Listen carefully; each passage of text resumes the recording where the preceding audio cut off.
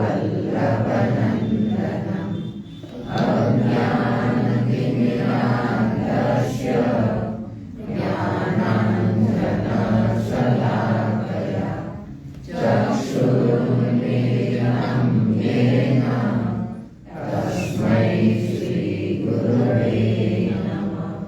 नमामि हृदये शेषे लीलाक्षीराब्धिशायिनं लक्ष्मीसहस्रलीलाभिः सेव्यमानं बलानिधिं चतुर्भिश्च चतुर्भिश्च चतुर्भिश्च त्रिभिस्तथा षड्भिर्विराजते योषो पञ्चधा हृदये नमः।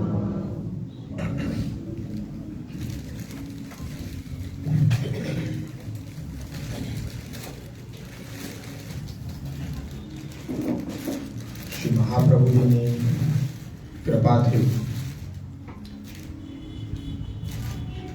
આપણો યુવા અભ્યાસ કેન્દ્રની ધીમે ધીમે સાર્થકતા થવા જઈ રહી છે. અહીંયા આજે જે આપણે શ્રી મહાપ્રભુજી વિરચિત ગ્રંથ સાહિત્ય એની પીડીએફ બધાને ગ્રુપમાં મોકલી હતી, પરંતુ વૈષ્ણવ દ્વારા એ પ્રિન્ટ આઉટ કઢાવીને બધા માટે એ આપવી, કારણ કે આ એક એવું સાહિત્ય છે કે આજીવન આપણે સાચવી રાખવા જેવું છે. એટલે કલર ઝેરોક્સમાં બધાને પ્રાપ્ત થાય એ માટે આજે અહીંથી પુસ્તકો વિતરિત કરવામાં આવવાના છે અને તદ્દન નિઃશુલ્ક. આપણી એ વિશેષતા છે કે અહીંયા જ્ઞાન માટે કે એ જ્ઞાન અર્જિત કરવા માટે જે પણ સાહિત્યની આવશ્યકતા હશે એ બધું જ સાહિત્ય નિઃશુલ્ક એ પ્રાપ્ત કરાવવામાં આવશે.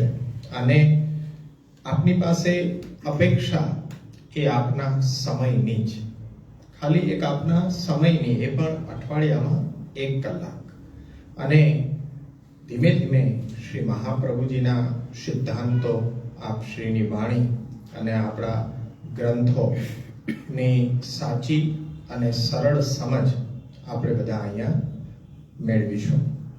એટલે અહીંયા નીકળતા વખતે ઘર દીઠ એક કોપી, એટલે સીમિત હોય તો ઘર દીઠ એક, ઘરના 2 સભ્યો હોય તો એક જ પુસ્તક પધરાવવું.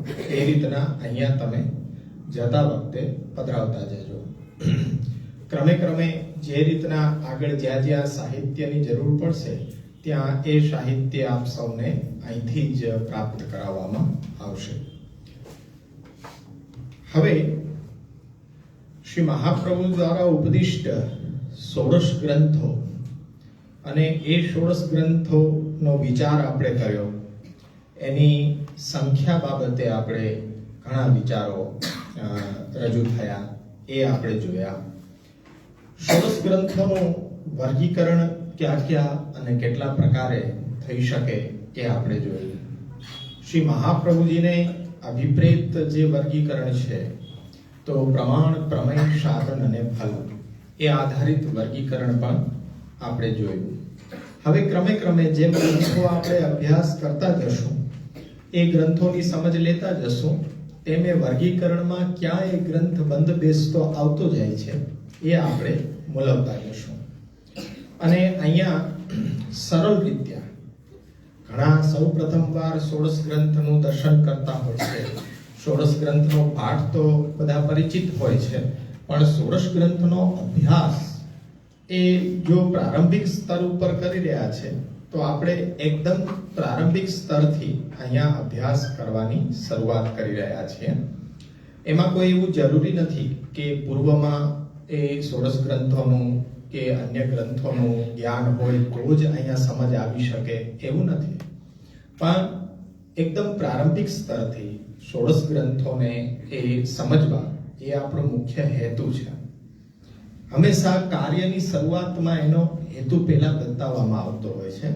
આપણો અભ્યાસ કેન્દ્રનો મૂળભૂત હેતુ એ છે કે પુષ્ટિ ભક્તિ સંપ્રદાયના અનુયાયીઓને વર્તમાન સમયમાં આવશ્યકતા છે શ્રી મહાપ્રભુજીના વચનામૃત, અને એ વચનામૃતના અધરામૃતથી આપણું સિંચન થાય તો સંપ્રદાયને જે આપણે સ્વીકૃત કર્યો છે એની સાધના પ્રણાલીને આપણે અનુસરણ કરી રહ્યા છીએ તો આપણને ફલની દિશા તરફ એ અગ્રેસર કરે એ માટે જરૂરી જે કર્તવ્ય લાગી રહ્યું છે એ કર્તવ્ય છે અધ્યયન અને અધ્યાપન.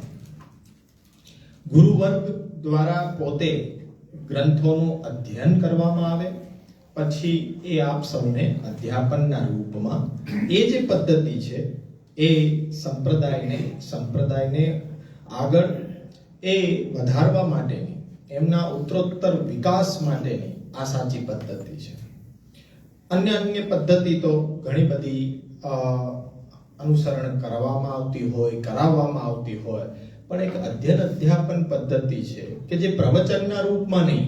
કોઈ કથા તમે સાંભળતા હો તો એ કથામાં તમે પ્રશ્ન કે તમારી મૂંઝવણ કે એ તમે મૂકી ન શકો, પરંતુ આ તો વર્ગ છે, અભ્યાસ છે.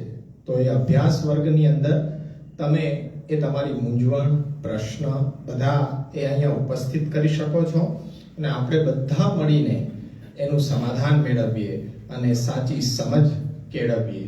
તો એ આ જ પદ્ધતિથી શક્ય છે. ઘણા સમયથી, ઘણા વખતથી પુષ્ટિ ભક્તિ સંપ્રદાયનો અનુયાયી છે. એ અનુયાયી મૂંઝાતો રહ્યો કે શું કાર્ય કરવું, શું કાર્ય ન કરવું. જે રસ્તે અમે ચાલી રહ્યા છીએ એ રસ્તે કૃષ્ણ પ્રાપ્તિનું ધ્યેય અમારું સિદ્ધ થશે કે નહીં થાય. તો હવે તમે જે રસ્તા ઉપર ચાલી રહ્યા છો એ રસ્તાનું તમે સ્વમૂલ્યાંકન કરો. જો કૃષ્ણ પ્રાપ્તિ તરફ જવું છે તો તમને ત્યાં કોઈ દિશા બતાડવામાં આવી રહી છે, અને કૃષ્ણ પ્રાપ્તિની સાચી દિશા શ્રી મહાપ્રભુજી સિવાય કોણ બતાવી શકે? કોઈ ન બતાવી શકે. પણ જો એ મહાપ્રભુજીના વચનોનો આપણે અભ્યાસ ન કર્યો હોય અને અજ્ઞાન હોય તો સમય એવો ચાલી રહ્યો છે, કલિકાલ ચાલી રહ્યો છે કે આપણા અજ્ઞાનનો ફાયદો ઉઠાવનારા ઘણા બધા છે. એટલે આપણને રસ્તો ભટકાડવા વાળા ઘણા છે, પરંતુ આપણે જો જાગૃત રહીએ અને અભ્યાસ કરીએ તો આપણે આપણા લક્ષ્ય સુધી પહોંચી શકીએ. એટલે આપણું ધ્યેય એ જ છે, ટીચ યોર સેલ્ફ પુષ્ટિ માર્ગ, ટીચ યોર સેલ્ફ પુષ્ટિ ભક્તિ માર્ગ. કોઈનો આધાર કે આશ્રય લીધા વિના સ્વયં આત્મનિર્ભર બનો અને પોતાના રીતે સ્વયં શિક્ષક બનીને તમે પુષ્ટિ ભક્તિ સંપ્રદાયને વિચાર કરો, અનુસરણ કરો અને ધ્યેય પ્રાપ્તિ કરો. આવતીકાલે સ્વામી વિવેકાનંદજીની જન્મ જયંતિ છે, તો એનું સુવર્ણ સૂત્ર યાદ કરો ને કે ઉઠો, જાગો અને ધ્યેય પ્રાપ્તિ સુધી મંડ્યા. તો એ પ્રયત્ન આપણે કરવા માટે વિવેક જાગૃત રાખવો પડશે, અને આપણું સાતત્ય અને નિરંતરતા એ આપણને અવશ્ય સફળતા તરફ લઈ જશે. તો ષોડશ ગ્રંથની અંદર સૌપ્રથમ આપણે બાલબોધ ગ્રંથની શરૂઆત કરવા જઈ રહ્યા છીએ. ગયા વખતે દરેક ગ્રંથ છે આ ષોડશ ગ્રંથના, એ ગ્રંથની રચના મહાપ્રભુજીના સેવકો દ્વારા કોઈ જિજ્ઞાસા, કોઈ મૂંઝવણ કે કોઈ પ્રશ્ન જ્યારે પૂછવામાં આવે છે તો એના સમાધાનની અંદર મહાપ્રભુજી એમને એટલા સુદૃઢ બનાવી દે છે, એટલા આત્મનિર્ભર બનાવી દે છે કે તે પોતાના લક્ષ્ય સુધી પહોંચવામાં એ પોતાનું આત્મબળ એકદમ વધારીને વિશ્વાસ સાથે, એ નિષ્ઠા સાથે પોતાનું લક્ષ્ય પ્રાપ્ત કરી શકે છે. એ જ ગુરુ આપણા છે. પુષ્ટિ ભક્તિ સંપ્રદાયના સર્વોત્તમ આચાર્ય શ્રી વલ્લભાચાર્યજી આપણા સૌના ગુરુ છે. તો આજે આપણે કેમ આપણું લક્ષ્ય ન સાધી શકીએ? કારણ કે એમના વચનોમાં આપણી શ્રદ્ધા પછીનું સ્તર વિશ્વાસ અને એના પછીનું સ્તર નિષ્ઠા એક ક્રમિક સોપાન છે. પણ આપણે શ્રદ્ધાના સ્તર ઉપર ઊભા છીએ એનાથી આગળ વધવાનો પ્રયત્ન વિશ્વાસ સુધી હજી પહોંચવામાં આપણને ઘણી બધી દુવિધાઓ સામે આવી રહી છે. એ દુવિધાઓને દૂર કરવા માટે કોઈ મંત્ર તંત્ર કોઈ અન્ય સાધનો કરવાની આવશ્યકતા નથી. કેવલ ઘરે બેસીને યોગ્ય ગુરુ પાસે મહાપ્રભુજીના ગ્રંથોનો અભ્યાસ કરો. તમે સ્વયં શિક્ષક બનીને અભ્યાસ કરો અને જ્યાં પ્રશ્ન સંશય ઉત્પન્ન થાય ત્યાં અમને મળો. અને અમારું કર્તવ્ય જ એ છે કે પુષ્ટિ ભક્તિ સંપ્રદાયમાં શ્રી મહાપ્રભુજીના વચનોની મર્યાદાને પોતાના જીવનમાં આચરણ કરવી અને પછી શિષ્યગણોને એ આચરણ કરાવવી, એ અમારું કર્તવ્ય છે. આને છોડીને બીજું ત્રીજું કોઈ પણ કર્તવ્ય અમારું શેષ નથી રહી જતું. એવો જ આ બાલબોધ ગ્રંથ ગયા વખતે પૂર્વ ભૂમિકાના રૂપમાં તમને કહેવામાં આવ્યું હતું કે મહાપ્રભુજીના સેવક નારાયણદાસ કાયસ અંબાલાના વતની હતા. પણ એ આખી વાર્તા તો નહીં કહું, પણ એ વાર્તામાંથી ઉદ્ધૃત થતા બે ત્રણ વિચાર એ તમારી સામે મારે મૂકવા છે કે તમે એ આખી વાર્તા તો સાંભળી લીધી કે કયા પરિસ્થિતિની અંદર અને શું જિજ્ઞાસા હતી કે મહાપ્રભુ દ્વારા બાલબોધનો એ ઉપદેશ કરવામાં આવ્યો. તો પહેલો વિચાર એ રજૂ કરું છું કે તમે સમજો કે દેવી જીવ છે, પુષ્ટિ જીવ છે કે એ પુષ્ટિ જીવ નથી, એનો નિર્ણય આપણે ન કરી શકીએ. મહાપ્રભુજીના સમયમાં નારાયણદાસ કાયસ્થનું પૂર્વ જીવન કે જ્યારે મહાપ્રભુજીના શરણે નથી આવ્યા ત્યારે એ પ્રવાહમાં જ ચાલી રહ્યા છે, જેમ આપણે લોકો સૌ પ્રવાહમાં અત્યારના ચાલી રહ્યા છીએ. કારણ કે સંગ દોષ આપણને પણ છે. આજે કોઈ ભક્તિ માર્ગીય પુરુષ જ આપણને મળે, કોઈ સત્સંગ કરાવનાર વ્યક્તિ આપણને મળે એવું નથી. ભિન્ન ભિન્ન વિચારોના, ભિન્ન ભિન્ન આસક્તિવાળા, ભિન્ન ભિન્ન શ્રદ્ધાવાળા અનેક લોકો આપણા સંપર્કમાં આવતા હોય છે. અને એનાથી શું થઈ જાય છે કે સંગ દોષથી આપણા મનની અંદર સંશયાત્મક એ વિચારો આપણા સંશયાત્મક હોય, આપણે ભ્રમણાની અંદર એ ભ્રમિત થઈ જાય. તો એ જ રીતના નારાયણદાસ જે શ્રી મહાપ્રભુજીના સેવક છે, તો વાર્તા એમ કે છે કે એમને જુગાર રમવાની લત પડી ગઈ. હવે પહેલી દ્રષ્ટિએ તો આપણે વિચાર એવું કરી શકીએ કે જે જુગાર રમતો હોય અને એમાં બધું હારી ગયો હોય અને છેવટે ગામ છોડીને ભાગી ગયો હોય એ ભક્તિ માર્ગમાં આવી શકે. આપણો તો વિચાર એમ જ કે છે, કારણ કે આપણે એક બાઉન્ડ્રી બાંધી લીધી છે, એક મર્યાદામાં આપણે સીમિત થઈ ગયા છે અને એ પેરામીટર ઉપર આપણે દરેક વ્યક્તિને પારખવા માંગીએ છીએ કે આવી કુટેવો હોય ને તો એ કોઈ દિવસ ભક્તિ માર્ગમાં આવી જ ન શકે. પણ નહીં, પ્રભુની આજ તો ક્રીડા છે, આજ તો લીલા છે કે ક્યારે કોનું મન કેવી રીતના એ ડાયવર્ટ કરે, એ જ લીલા છે ને એનો જ આનંદ આપણે લેવાનો. તો હવે એ ઘરેથી છોડીને ભાગી ગયા છે. હવે એ પરિસ્થિતિ બરોબર કેન્દ્રમાં રાખજો કે સંગ દોષને કારણે જ્યારે જુગારમાં એ હારી ગયા ત્યારે એમનું ઘર તો ઠીક પણ ગામ પણ છોડીને દક્ષિણ બાજુ ભાગી ગયા. હવે એક કેવા વાતાવરણમાં એનો ઉછેર થયો અને કઈ પરિસ્થિતિમાંથી હવે તે ડાયવર્ટ થઈ રહ્યા છે. એટલે ત્યાં દક્ષિણ જઈને પોતે અધ્યયન કર્યું અને છોકરાઓને ભણાવવાની શરૂઆત કરી.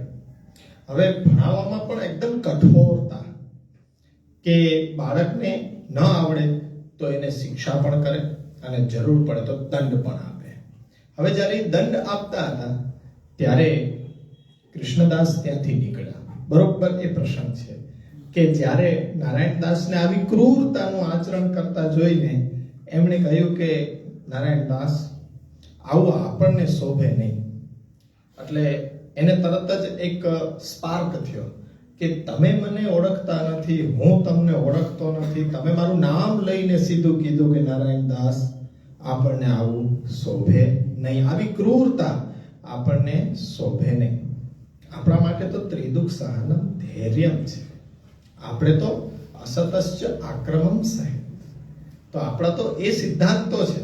ત્યારે નારાયણદાસે કીધું કે જાઓ તમે તમારું કામ કરો, મને મારું કામ કરવા દો. હવે તમે મને શીખવાડશો કે મારે શિક્ષણ કેમ આપવું, એટલું કહીને એ આગળ ચાલ્યા ગયા. એટલી વારમાં પ્રસંગ એવો બન્યો કે નારાયણદાસને અતિ ક્રોધ આવ્યો અને બાળકને એ દંડ આપ્યો તો બાળક મૂર્છિત થઈ ગયા. હવે તો એકદમ ગભરાઈ ગયા કે હવે માતા પિતા મારા ઉપર હવે શું એ શંકા કરશે કે મેં આવો દંડ શા માટે આપ્યો. ના, બાળક જો જાગૃત ન થયો તો પરિસ્થિતિ કેવી નિર્માણ થાય છે. એને તરત યાદ આવ્યું કે ભાઈ ઓલા મહાત્મા ક્યાં ગયા કે જેમણે મારું નામ લઈને મને કીધું હતું કે આવી ક્રૂરતા તમને ન શોભે. દોડીને ગયા પાછળ કે તમે 1 મિનિટ ઉભા રહો, આ તમે મને ઓળખી કેવી રીતના ગયા. ત્યારે કીધું કે મારા ગુરુ શ્રી વલ્લભાચાર્યજીનો આ પ્રતાપ છે એટલે હું તમને ઓળખી ગયો. તો આવા સમર્થ ગુરુને મને પણ મળાવો ને. ત્યારે મનમાં ઈચ્છા તો એ હતી કે મારાથી આ કૃત્ય થઈ ગયું છે ને એનું કોઈ નિવારણ મળી જાય, સમાધાન મળી જાય. આપણે પ્રથમ તો એ જ હોય ને કે આપની પાસે કંઈક જાદુઈ શક્તિ છે, અમે આપના ચરણ પકડી લઈએ એટલે અમારો બેડો પાર થઈ જાય. પણ હકીકત એવું કંઈ છે નહીં. એટલે નારાયણદાસના મનમાં એમ હતું કે આમાંથી કંઈક સોલ્યુશન મળી જાય, કોઈ મહાન પુરુષ હોય તો એમને લઈ ગયા. ત્યારે મહાપ્રભુજીએ દૂરથી જ એમને વર્તીને કીધું કે નારાયણદાસ આવ્યા તમે. ત્યારે એને હજી આશ્ચર્ય થયું કે ઓહ, આ પણ મને કે ઓળખે છે મારા નામ સિક્કે સાથે. ત્યારે હવે કીધું કે પ્રભુ હવે તો મને આપ બચાવો, મારાથી આવું કૃત્ય થઈ ગયું છે પણ હવે આમાંથી આપ મને બચાવો. ત્યારે કીધું કે લઈ આવો એ બાળકને.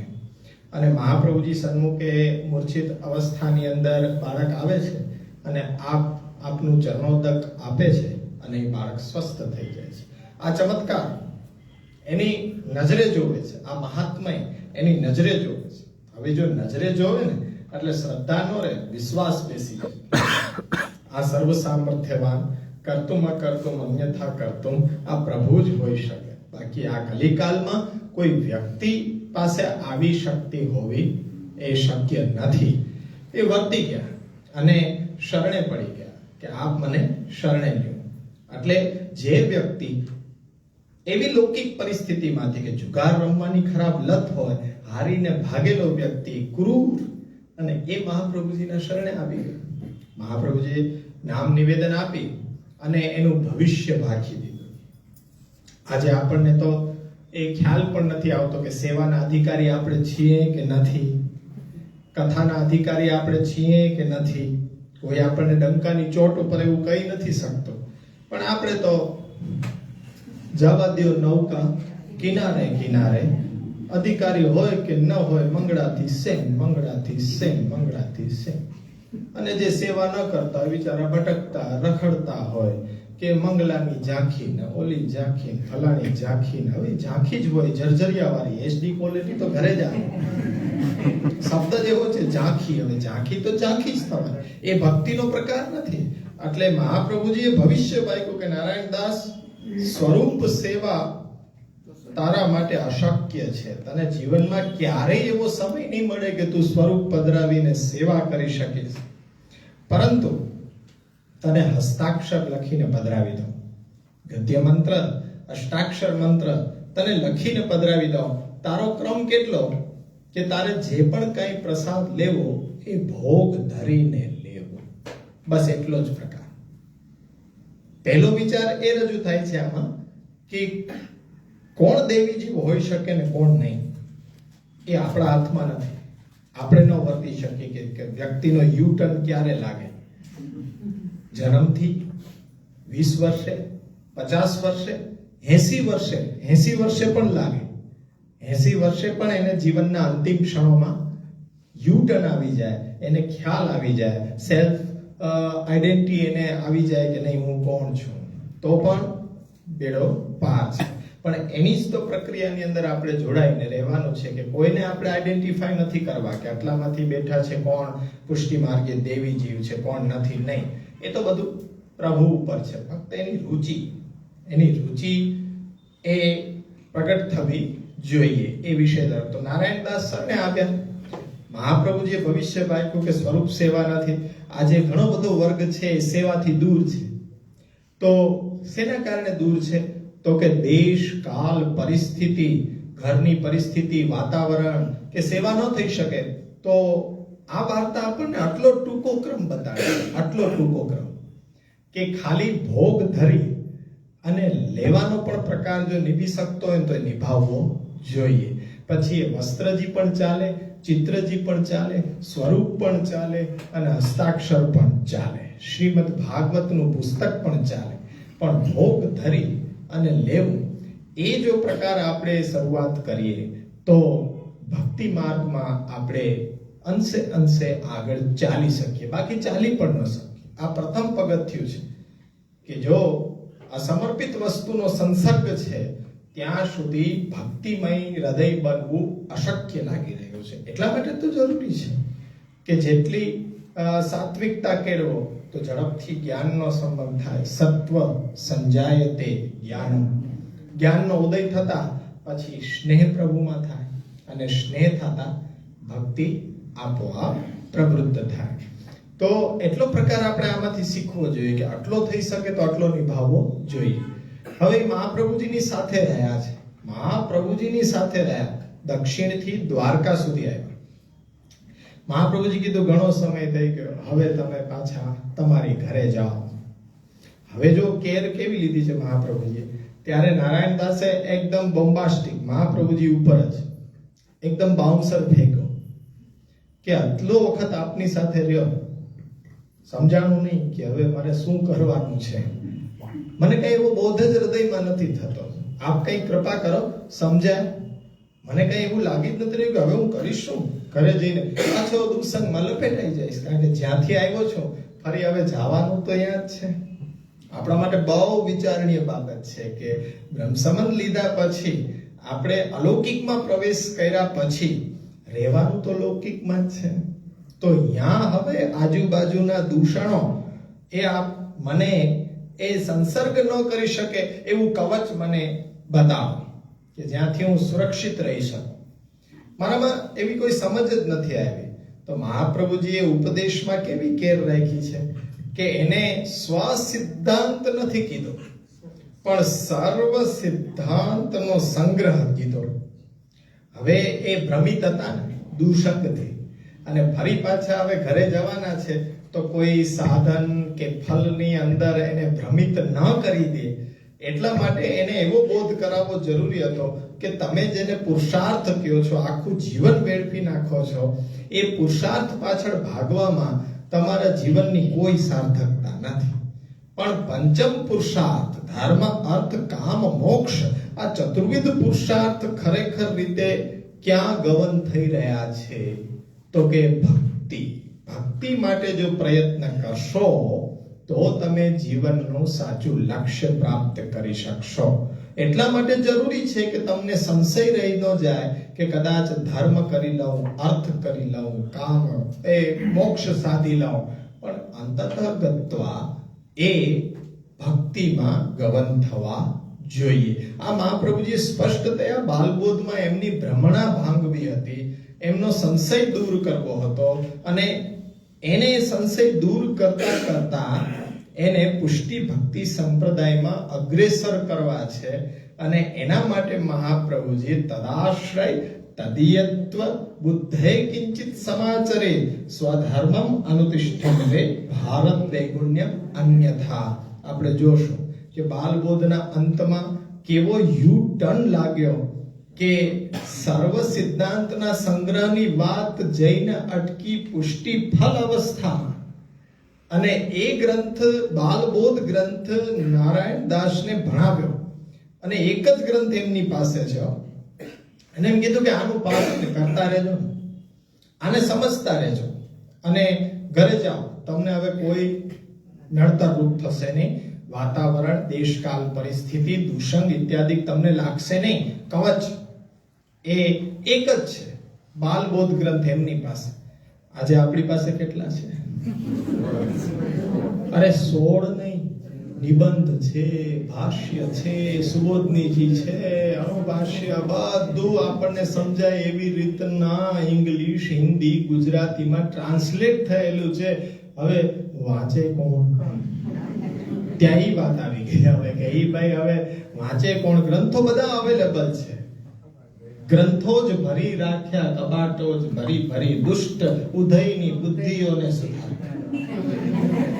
આપણે બધું કલેક્ટ તો કરી લઈએ, અને લાઇબ્રેરી મોટી બનાવી નાખીએ, પછી ઉદય લાગી જાય અને ઉદય એક એક પાના કોરી કોરીને ખાય, એટલે આપણને એમ લાગે કે ઉદયની તો બુદ્ધિ સુધરે, આપણી તો સુધરતી રહી, પણ આપણે વાંચીએ તો આપણી સુધરી જાય. પણ અહીં તો અત્યારના એવી પરિસ્થિતિ છે કે એ પુસ્તકો ઉપરથી ધૂળ આપણે ઉડાડી નાખવી પડશે, તો આપણું કંઈક જીવન છે એ આગળ પ્રગતિ કરી શકશે.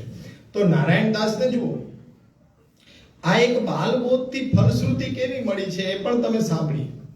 એ પણ એક વિચાર લેવા જેવો છે કે એક ગ્રંથ એમની પાસે હોય પણ મહાપ્રભુજીના વચનોમાં નિષ્ઠાના લેવલ ઉપર પહોંચી ગયા હોય, ત્યારે મહાપ્રભુજી છે વાકપતિ છે, તો હવે એ ફલશ્રુતિ તો પહેલા જ આપી દે છે.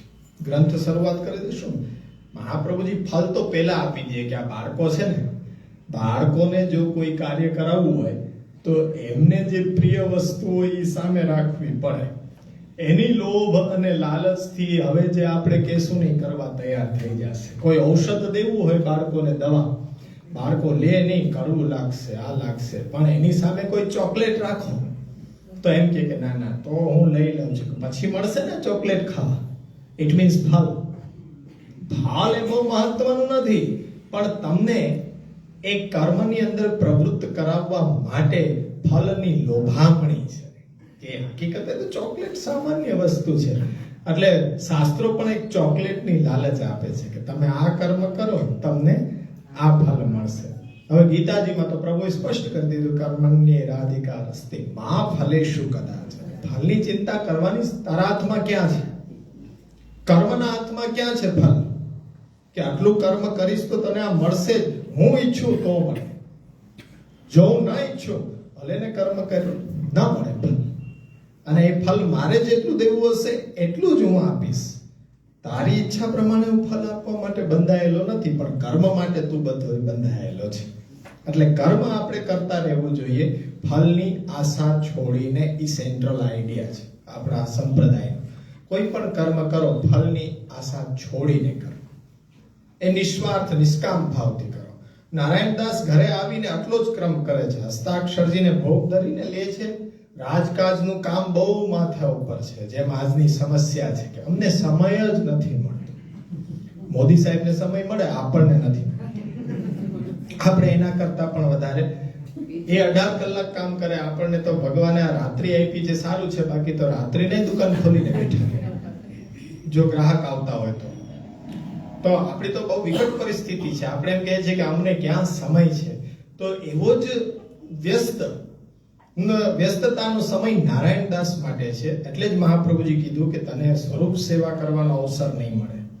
હવે એ રાજકાજના કામમાં એટલો બધો વ્યસ્ત છે, તો એ સમયની અંદર નારાયણદાસે પોતાના જે બ્રહ્મસંબંધ છે એની કેર કેવી રીતના લીધી કે વિચાર તો આપણો પ્રભુમાંથી જરાય ખસવો જોઈએ નહીં, ગમે તે થઈ જાય. તો એના માટે મારે એટલો બધો વ્યસ્ત થઈ જાઉં છું વેપાર વાણિજ્યમાં કે પ્રભુ ભૂલાઈ જાય છે કે ઘરે પ્રભુ બિરાજે છે. આજ સવારથી કાલ સવાર વચ્ચે ક્યાંય પ્રભુ આડા ન આવે. આપણી એવી છે ગતિ અત્યારે કે 3 કલાક સેવા કરી લીધી, હાશ આજનો ક્રમ પૂરો, હવે કાલની વાત કાલે. હવે સવારના 7 વાગ્યા પહેલા યાદ ના આવે, પણ એ માર્ગની પ્રણાલિકા નથી. એક ક્ષણ પણ પ્રભુના વિચારો વગરની જવી ન જોઈએ. નારાયણદાસે સ્વયં વિચાર કર્યો. મહાપ્રભુજીની વાણીનો એ પ્રતાપ છે કે ભાઈ એમણે એટલી સાવચેતી રાખી કે એક વ્રજવાસીના છોકરાને બેસાડ્યો કે તારે કામ શું કરવાનું, દર 5 મિનિટે મને યાદ અપાવવાનું કે ભૈયા ગોકુલ કબ ચલેંગે, ભૈયા ગોકુલ કબ ચલેંગે. એટલે મારું મન કામમાંથી નીકળી અને ભગવાનમાં વયું જાય. એ જ મારે જોઈએ છે કે દર 5 મિનિટે મને યાદ અપાવતા રહેવાનું, એટલું જ તારું કામ. બેઠા આજે માણસ રાખવાની જરૂર નથી, આજે માણસ રાખવાની જરૂર નથી.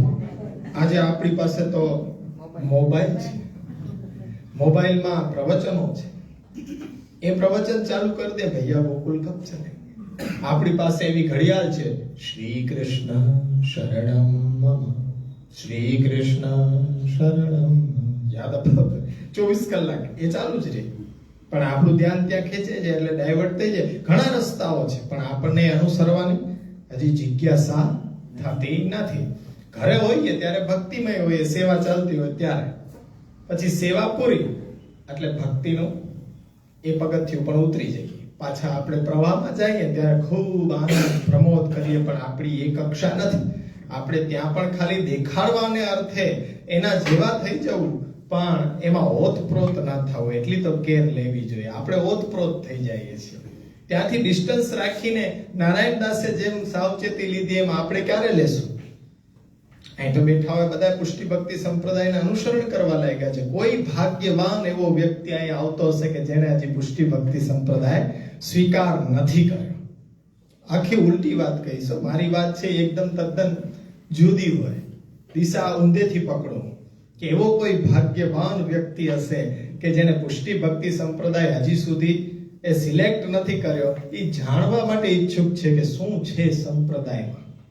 તો એ વ્યક્તિને બહુ આપણે ભાગ્યશાળી કહીએ કે જે સમય આપણને બધાને નથી મળ્યો એને મળ્યો છે આજે, કે એ અહીંયા આવીને બેસીને પેલા બધું ક્લિયર કરવા માંગે છે કે છે શું પુષ્ટિ ભક્તિ સંપ્રદાય, એનો સિદ્ધાંત શું છે, વ્યવહાર શું છે, ફલ પક્ષ શું છે, સમજીને પછી અનુસરણ કરવું કે નહીં એ નિર્ણય લેશે. એ સૌભાગ્યશાળી છે. આપણે દુર્ભાગ્યશાળી તો નથી જ, પણ આપણે જાગૃત થઈ ગયા છીએ એટલે હવે આપણે જે ભૂલ કરેલી છે બધી ભૂલોને હવે સુધારતા જઈશું. તો નારાયણ દાસને જ્યારે એવું કહેતો કે ભૈયા ગોકુલ કબ ચલેંગે, નારાયણ દાસની ત્યારે અવસ્થા શું હતું? પિક્ચરાઇઝેશન કરો, આંખમાં જળજળિયા આવી જતા કે ભાઈ હું કરવાનું છે શું ને કરી શું રહ્યો છું. આજે વેપાર વાણિજ્યમાં એટલો વ્યસ્ત થયેલો છું કે મારા પ્રભુને ભૂલી ગયો, જન્મ જન્મના સંબંધને ભૂલી ગયો, એવો એને પશ્ચાતાપ થતો અને આંખમાંથી અશ્રુ વહેતા. ને આજે એ ફલશ્રુતિ કઈ છે? મહાપ્રભુજીના બાલબોધ ગ્રંથ દ્વારા મહાપ્રભુજીએ હૃદય પરિવર્તન એવું કર્યું છે કે એને ફલ તરફ અગ્રેસર એવો કર્યો છે. તદ્યત્વ તદાશ્રય બુદ્ધે કિંચિત સમાચરે સ્વધર્માનુતિષ્ઠન વે ભારત વે ગુણ્યમન્યથા. અહીંયા એ પ્રપત્તિ અને એ પછી પ્રપત્તિ પછીનો જે પગથિયું તદિયત્વ એટલે બ્રહ્મ સંબંધ પછી જે સમર્પિત જીવન જીવવાનો જે ઉપદેશ છે એને એ આત્મસાત કરી શક્યા. આપણને તો આ બધું ભણીને પણ હજી આંખમાં જર્જરિયા ન આવે. કોઈ આપણને એમ કહે કે તમારા ઠાકોરજી અરે બહુ સરસ, જે વૈષ્ણવની ઘરે બિરાજે છે એ વૈષ્ણવ એટલી સુંદર સેવા કરે, વાત જાણે. એટલે ભલે બિરાજે ત્યાં. અમારા ઘરે લગન છે ને, હવે લગન છે તો આપણા બાળકને પહેલા જાકારો દેવાય. કેટલું બધું આપણે અનર્થનું કાર્ય કરી રહ્યા છે. એટલે લગનમાં સેવાનો ક્રમ ક્યાં ટૂંકાવીને નથી થતો, ક્યાં સવારના વહેલો નથી થતો. અરે ભાઈ, મહેમાનોને આવકારો છો અને ઘરના પુત્રને તમે બહાર જાકારો આપો છો, આવું શક્ય છે? તમે હરવા ફરવા જાઓ ને દીકરાને સજા આપતા જાઓ કે તું બીજા પાડોશવાળાના ઘરે તમારા છોકરાને મૂકીને જાઓ, કે અમે ફરવા જઈએ છીએ 4 દિવસ, પાડોશમાં જાઓ કે અમારો દીકરો છે તમે રાખશો. આપણે એવું કરી શકીએ? ના ના, એને તો ભેગે જ લઈ જવો જોઈએ ને, એને પેલો. એમાં એટલો સ્નેહ છે તો પ્રભુમાં કેમ નથી? પ્રભુ કહે છે કે હું તમે જે રીતના રાખશો એ રીતના રહેવા તૈયાર છું. તો એ એટલા બધા આપણા અનુરૂપ થતા હોય તો આપણે કેમ એની સાથે આવો કઠોર વર્તન કરી શકીએ? આ જ વસ્તુ શીખવાની છે, સમજવાની છે અને પછી આચરણમાં લાવવાની છે. તો એ નારાયણ દાસનો ઉત્તમ દાખલો આપણી સામે છે કે બાલબોધ એક ગ્રંથ જ એ અભ્યાસ કર્યા અને એ અભ્યાસ એવી રીતના થયો કે એને ફલશ્રુતિ તરફ આગળ લઈ જાય છે કે જો ભગવત સેવા પણ ભાગ્યમાં ન હોય તો ફલ કક્ષા સુધી પહોંચી તો શકાય છે. એનું આ જીવતું જાગતું ઉદાહરણ આપણી સામે છે. તો આ પૂર્વ ભૂમિકાની વાર્તાની અંદર આપણે જે પોઈન્ટ વિચારવાના હતા એ બધા મેં આપણી સામે રાખ્યા. હવે આપણે બાલબોધ ચાલુ કરીએ. આપ સૌને ખબર છે કે મહાપ્રભુજી આ બાલબોધ ગ્રંથ છે એ આપણી બ્રહ્મણા, એ બ્રહ્મણામાં ભ્રમિત થઈને આપણે આપણું જીવન વ્યર્થ ખોઈ ન નાખીએ એના માટે એ બહુ જ સાવચેતી રાખી અને આ બ્રહ્મણાને તોડવા માટે યોગ્ય માર્ગદર્શન આ બાલબોધ થકી એ આપી રહ્યા છે. આજે થોડું તમારે લખાણ પણ કરવાનું રહેશે, જેથી કરીને શું છે કે પાછળથી અમે મૂકવામાં થોડા લેટ થઈ જાય પણ તમારે આગળ નોટ્સ રહે એટલે તમે લખતા જાઓ સમજતા જાઓ સાચે. પહેલા સમજી લો કે બાલબોધની અંદર મહાપ્રભુજી જે પુરુષાર્થ કહી રહ્યા છે, તો એ ચતુર્વિધ પુરુષાર્થની વાત કરવા નથી માંગતા મહાપ્રભુજી.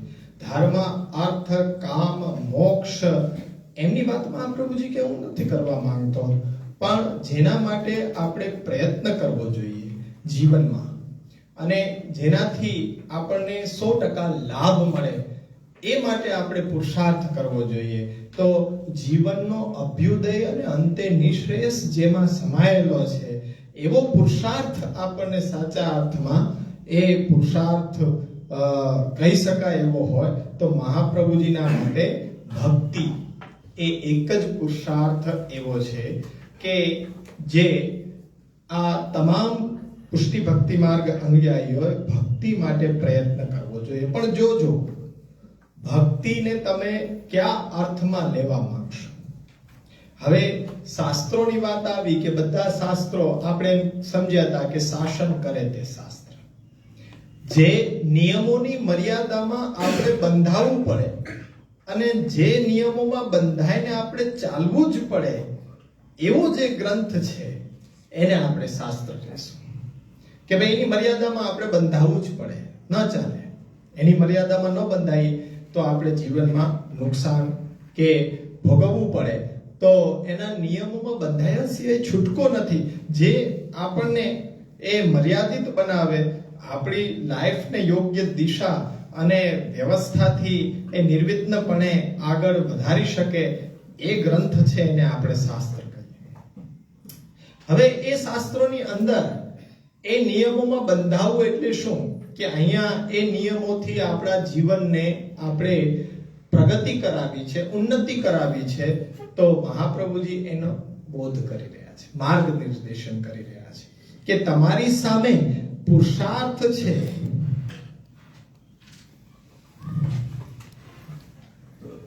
આ લખવાની જરૂર નથી, હું લખવાનું હશે ત્યાં કહીશ.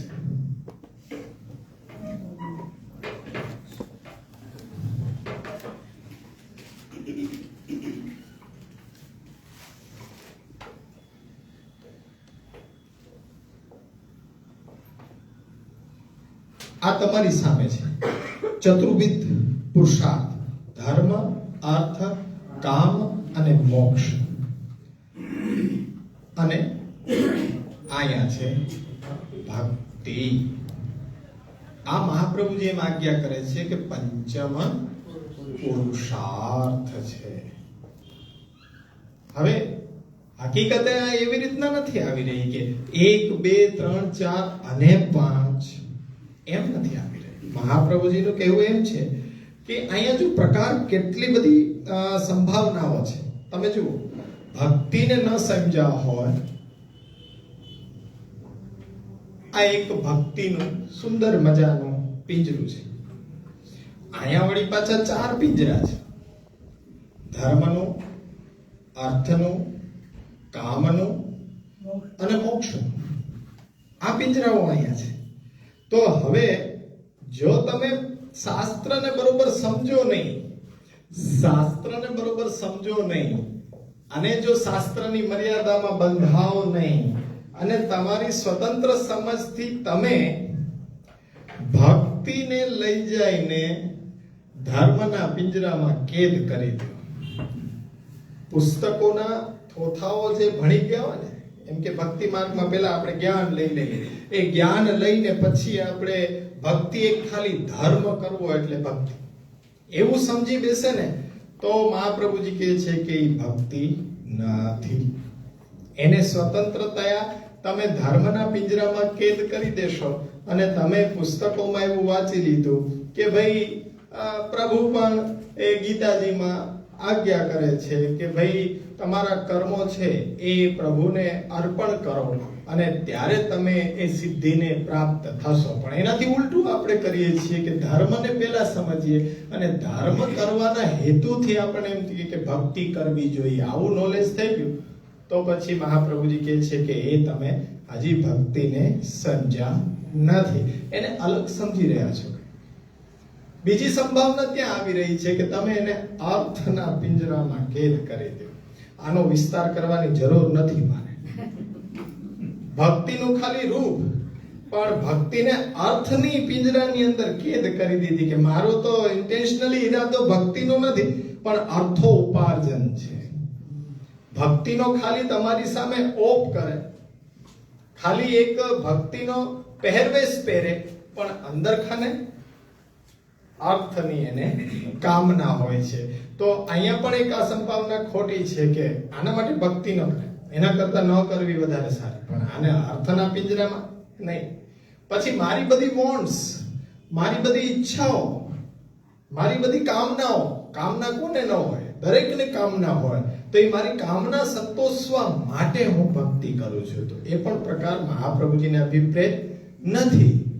અને કાં તો પછી એવું સમજી લ્યો કે જો આ સંસારના બંધનમાંથી છૂટવું હોય, અહંતા મમતાના ચક્કરમાંથી છૂટવું હોય, તો આપણે મોક્ષ જોઈએ છીએ, તો એના માટે આપણે ભક્તિ કરીએ નહીં. મહાપ્રભુજી કહે છે કે તો પણ તમે છે એ ભૂલ કરી રહ્યા છો. પરંતુ આ ચારે ચાર ભક્તિના પિંજરામાં કેદ થઈ જાય, ધર્મ, અર્થ, કામ, મોક્ષ, તો હકીકતમાં તમારો પુરુષાર્થ પંચમ ભક્તિ છે કે એ ધર્મ, અર્થ, કામ, મોક્ષથી ગવન થઈ રહ્યો છે. એટલે આ ચારે ચાર જેમાં સમાહિત છે, 1, 2, 3, 4 ને પાંચમો ભક્તિ નહીં, પણ આ ચારે ચાર એ ભક્તિના પિંજરાની અંદર કેદ થવા જોઈએ. તો તમે ભક્તિને સમજી શકશો, તો તમે આગળ પુષ્ટિ ભક્તિ સંપ્રદાયના 16 ગ્રંથોને ખોલી શકશો, તો તમે અધિકારી. જો આ વસ્તુમાંથી કોઈ આ સંભાવનામાંથી એક સંભાવના સમજીને તમે ભક્તિ કરી રહ્યા છો, તો 16 ગ્રંથ તમારા માટે નિરર્થક. પણ જો તમે આ વિચાર સમજી ગયા કે ધર્મ, અર્થ, કામ, મોક્ષ એ ભક્તિ દ્વારા ગવન થવા જોઈએ, ભક્તિના પિંજરામાં કેદ થવા જોઈએ, તો તમે હવે ભક્તિ માર્ગમાં પ્રવેશ કરવાના અધિકારી છો. હવે ભક્તિનું શાસ્ત્ર તમારી સામે હવે ખોલી શકાશે.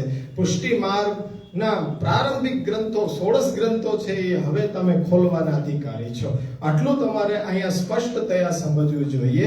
અહીંયા જે સમજણ છે એ સમજણ ન હોય, એટલે એ સમજણ સંશયાત્મક હોય, એટલા માટે મહાપ્રભુજી એને બાલ કહે છે. બાલ શા માટે? આ કઈ બાળકોને પ્રાઇમરી લેવલે ભણાવવાનો ગ્રંથ નથી, પરંતુ જે ધર્મ, અર્થ અને કામ આ ત્રિવર્ગને જો સમજી જાય ને, તો એના માટે મોક્ષ થકી આ ભક્તિ કેવી રીતના ગવન થાય છે એ ચર્ચા થઈ શકે. પણ ધર્મ, અર્થ, કામ છે એ જ સમજમાં નથી આવી રહ્યા, તો મોક્ષની ચર્ચા કરવી પણ નિરર્થક છે. એટલે મહાપ્રભુજી બાલ કહે છે કે ભાઈ એ નિર્દોષ છે, એને પોતાના વિષયનું તો બરોબર જ્ઞાન છે, પારંગત છે. તમારો જે વિષય હોય એમાં તમે પારંગત છો, પણ જે શાસ્ત્રનો મૂળ વિષય છે એમાં એને શંકા થઈ રહી છે, એમાં એને સંશય છે, એને ભ્રમણા છે, તો એના માટે એ સમજાવવું પડે. અને સમજાવવા માટે મારે ઉપદેશ આપવો પડે. એટલે ખાલી સમજણ આપવી, બોધ, પરંતુ એ સમજણ એવી રીતના કરાવવી કે ભવિષ્યમાં ક્યારેય પણ આ વિષયમાં તમને શંકા, કુશંકાઓ, સંશય થાય જ નહીં. એટલે એ માટે મહાપ્રભુજી દ્વારા એવી રીતના બોધ કરવામાં આવ્યો કે ભવિષ્યમાં આ વિષયમાં તમારા માટે કોઈ શંકાનું સ્થાન ન રહી જાય. એટલે પ્રબોધ. આપણે શરૂઆત કરશું ગ્રંથ, ત્યારે તમને શબ્દ સામે આવશે બાલ પ્રબોધનાર્થાય. નામકરણ છે બાલબોધ, પણ બાળક એટલે કેવો બાળક? પ્રૌઢ બાળક. ધર્મ, અર્થ, કામ ત્રિવર્ગને સમજેલો, પ્રૌઢ અવસ્થાએ પહોંચેલો. મહાપ્રભુજી કહે છે કે મોક્ષની ચર્ચા અને એ ભક્તિની ચર્ચા માટે બાળક છે. હવે અહીં તો મહાપ્રભુજી કહે છે કે જો ધર્મ માટે કહેવાની મારે આવશ્યકતા નથી, ધર્મશાસ્ત્ર છે જ, એ તમને સમજાવી શકે છે કે તમારો અભ્યુદય, નિશ્રેયસ શેમાં છે.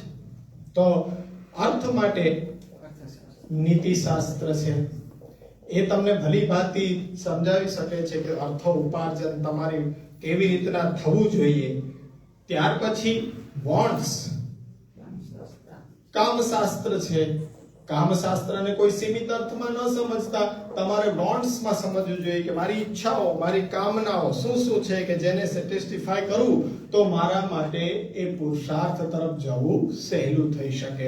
આ ધર્મશાસ્ત્ર, નીતિશાસ્ત્ર, કામશાસ્ત્રનું જ્ઞાન લઈને જે ધર્મ, અર્થ અને કામનો નિર્ણય કરી ચૂકેલો વ્યક્તિ છે ને, એ મોક્ષની ચર્ચા ઉપર આવે અને ભક્તિના લેવલ ઉપર આવે ત્યાં મહાપ્રભુજી એને કહે છે કે દયાને પાત્ર છે. એ હજી બાળક છે, કારણ કે એને શું મોક્ષમાં ખબર પડે. ઘણી બધી એને તો શંકાઓ, કુશંકાઓ. ધર્મશાસ્ત્ર ભણ્યો છે, નીતિશાસ્ત્ર ભણ્યો છે, કામશાસ્ત્ર ભણ્યો છે, પણ એમાં એની બુદ્ધિ સંશયાત્મક થઈ રહી છે, ભ્રમણાઓમાં ભટકી રહ્યો છે. જ્યાં ત્યાં એ વ્યર્થમાં પોતાનું જીવન ખોઈ નાખશે. એને આટલું જ્ઞાન છે તો એને આગળ સાચા રસ્તે વાળો. આટલો સ્નેહ છે, આટલો પ્રેમ છે કે 4 વાગે તમે ટેરો ખોલો તો 4 વાગે સ્કૂટર લઈને દર્શન કરવા માટે તૈયાર છે. તો એને વાળો ને કે 4 વાગે તું ઉઠી શકતો હો તો ઘરે સેવામાં કેમ ન નાહી શક? સ્કૂટર લઈને આટલી દૂર આવી શક, ઘરે જ સેવા કરી લે. અને સેવા ન કરવી હોય તો 2 નામ ભગવાનના લઈ લે. અને જો 2 નામ ન લેવા હોય તો થોડુંક વાંચન કરી લે, થોડુંક સાંભળી લે, તો એના માટે નિશ્રેયસ કલ્યાણ છે. પણ સ્કૂટર લઈને જાય, પાછો ઘરે આવે, નાકનો પરિશ્રમ, અને છેવટે હાથમાં કંઈ ના આવે. એટલે અહીંયા બોધ છે, શિક્ષણ છે, પણ આની અંદર તમને ફરીથી સંશય ન થાય એના માટે મહાપ્રભુજી પ્રબોધ કહી રહ્યા છે. તો આટલી સમજ આ બાલબોધની અંદર આપણે કેળવવાની છે. અને મહાપ્રભુજી અહીંયા પુષ્ટિ સિદ્ધાંતનું બીજ વાવી રહ્યા છે. શરૂઆતનો શ્લોક તમે શરૂઆતના વાંચશો ને, નત્વા હરિમ સદાનંદમ સર્વ સિદ્ધાંત સંગ્રહમ બાલ પ્રબોધનાર્થાય વદામિ સુવિનિશ્ચિતમ. દીનતા દ્વારા નમન કરીને હરિ કહેતા દુઃખોને હરી લે છે. અને સદાનંદ એટલે શ્રી કૃષ્ણ. શ્રી કૃષ્ણનો અર્થ શું થાય? સદાનંદ. અને જીવ શું વિચારે કે મારા દુઃખ દૂર થાય અને સુખ પ્રાપ્ત થાય. જો આટલો જ પુરુષાર્થ હોય તો 2 હાથ જોડીને હરિ છે, સદાનંદ છે એવા પ્રભુને વંદન કરવા જોઈએ. પણ એનાથી આગળ કઈ ચર્ચા માટે જવું હોય તો તમારે પ્રપત્તિ અને પછી સમર્પિત જીવન કેવું હોવું જોઈએ એ જાણીને તમે જો ભક્તિરૂપી પુરુષાર્થને પામવા માંગો છો તો હવે તમારે એ સર્વ સિદ્ધાંતનો સંગ્રહ તમારા માટે પ્રસ્તુત કરી રહ્યો છું. સર્વ સિદ્ધાંતનો સંગ્રહ એટલે સમજો બધાય સિદ્ધાંતો ત્યાં નથી આવી રહ્યા. બધાય સિદ્ધાંતો પાછા નથી આવી રહ્યા. ઘણા બધા સિદ્ધાંતો મહાપ્રભુજીએ જોશો બાલબોધને તો તમને એમ લાગશે કે ઘણા બધા સિદ્ધાંતો તો રહી ગયા, તો એ સર્વ સિદ્ધાંતનો સંગ્રહ કેમ કીધો? પણ જે જરૂરી છે મોક્ષ માટે એ જ શાસ્ત્રના સિદ્ધાંતોની અંદર બીજા બધા સિદ્ધાંતો અંતર્હિત કરી દીધા કે એની અંદર સમાવિષ્ટ થયેલા છે. અલગ થઈને ઉપર વિચાર કરવાની જરૂર નથી. પણ આ સર્વ સિદ્ધાંતનો સંગ્રહ અર્થ છે એને બહુ વિસ્તારમાં ન લેતા સંકુચિત તરીકે લેવો જોઈએ. એક ન્યાય છે, સર્વે બ્રાહ્મણ ભોજયિતવ્ય. એટલે કે તમે ઘરે બ્રાહ્મણ ભોજન કરાવો તો તમે કોઈ સંખ્યા નથી બોલતા કે 1 બ્રાહ્મણને જમાડો કે 2 ને કે 5 ને, પણ તમે આખી જ્ઞાતિનું નામ આપો છો કે આજે ઘરે બ્રાહ્મણ ભોજન કરાવ્યું. તો કોઈ એવું ન સમજી બેસે કે બ્રાહ્મણ આખી જ્ઞાતને તમે જમાડ્યા. નહીં, એવું નહીં. જેને નિમંત્રણ આપ્યા હોય એ જ જમવા ઘરે આવ્યા હોય, પણ કહેવાની જરૂર ન હોય. એ સમજવાની વાત છે કે 2 કે 5 જે અમે કીધા છે એ જ ઘરે જમ્યા, પણ નામ શું આપો છો કે બ્રાહ્મણ ભોજન કરાવે. એવી રીતના અહીંયા સર્વ સિદ્ધાંત સંગ્રહ કીધું. પણ સર્વ સિદ્ધાંત એટલે કયા સિદ્ધાંત કે જે મોક્ષમાં જરૂરી છે એ સિદ્ધાંતોને અહીંયા સંકલિત કર્યા છે કે જેનાથી આપણને ભ્રમણા થઈ શકે. બાકી બધા સિદ્ધાંતો એની અંદર આવી જાય છે, એને અલગથી સમજાવવાની જરૂર નથી. એટલે સર્વ સિદ્ધાંતનો સંગ્રહ તો જાણકાર વ્યક્તિ થોડું એની અંદર ઊંડો ઉતરે કે બધાય તો આમાં ઘણા બધા તો સિદ્ધાંતો રહી જાય છે. અરે આખું લિસ્ટ છે, ઘણા બધા સિદ્ધાંતો મહાપ્રભુજીએ રાખી દીધા છે. એ જરૂરી નથી, નિરર્થક. જેમ કે ત્રિવર્ગને પણ છોડી દીધો. ધર્મ, અર્થ, કામ એ સમજાવવાની જરૂર ન હોય તો તમારા માટે ધર્મશાસ્ત્ર, નીતિશાસ્ત્ર, કામશાસ્ત્ર છે, ઉપાડીને જોઈ લો, સમજી લો. પણ જે વિશે સંશય વધારે છે, મોક્ષ, તો એ વિશે સંશય હોય એનું તમને નિવારણ થવું જોઈએ, જેથી તમારું જન્મ છે એ વૃથા ન ખોવાઈ જાય અને તમારા લક્ષ્ય પંચમ પુરુષાર્થ ભક્તિ હોવો જોઈએ, મોક્ષ નહીં. આ ચતુર્વિધ પુરુષાર્થ તો ખાલી નામના પુરુષાર્થ છે, પણ સાચો એક પુષ્ટિ ભક્તિ માર્ગીય માટે પ્રયત્ન કેનો હોવો જોઈએ? ભક્તિ. એની અંદર આ ધર્મ, અર્થ, કામ છે એ ભક્તિના પિંજરામાં બેસી જવા જોઈએ. પણ ભક્તિ છે ઢસડાઈને કોઈ ધર્મના પિંજરામાં કે અર્થના પિંજરામાં કે કામના પિંજરામાં કે મોક્ષના પિંજરામાં બંધ થઈ ગઈ તો સમજી લ્યો ભક્તિ થઈ ગઈ. ભક્તિ ન થઈ, એ ભવાડો થઈ ગયો, ભક્તિ ન થઈ. પણ આ ચારે ચાર આની અંદર બેસી જવા જોઈએ. આ મુખ્ય એ આપણું બાલબોધનું એ હાર્દ છે કે જેને તમે સમજો. હવે ચતુર્વિધ પુરુષાર્થ છે,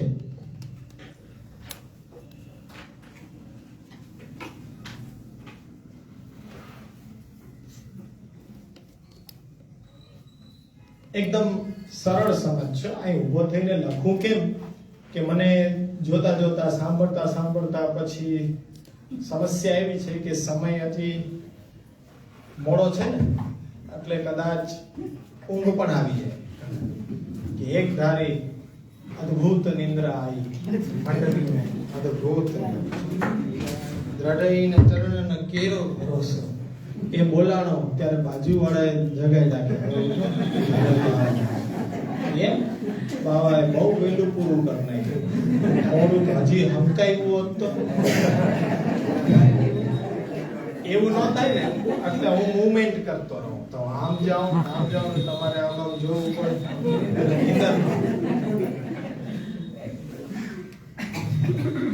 બરોબર છે ને? એટલે થોડીક મજા આવે તમને. હું મહેનત કરું અને વળી પાછું એમ ના થઈ જાય બોલતા બોલતા. મને જો જોગું આવી જાય તો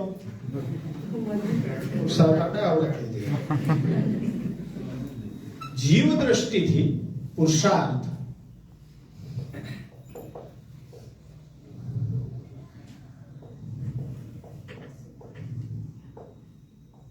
અને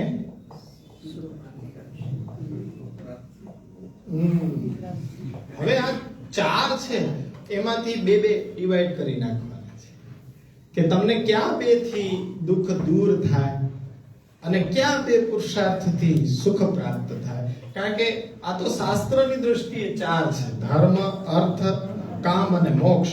પણ આપણી દ્રષ્ટિએ તો બે જ છે. આપણું તો લક્ષ્ય આ બેમાં જ છે કે દુઃખ દૂર કરવું અને સુખ પ્રાપ્ત કરવું. હવે એ બંનેને આમાં ડિવાઈડ કરવા પડશે ને, બે ડિવાઈડ કરવા પડશે. તો એની અંદર તમે લખો કે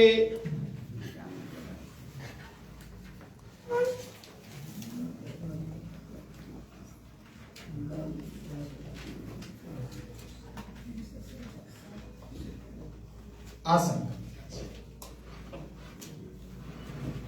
આવડી પાછું મગજ કસવાનું.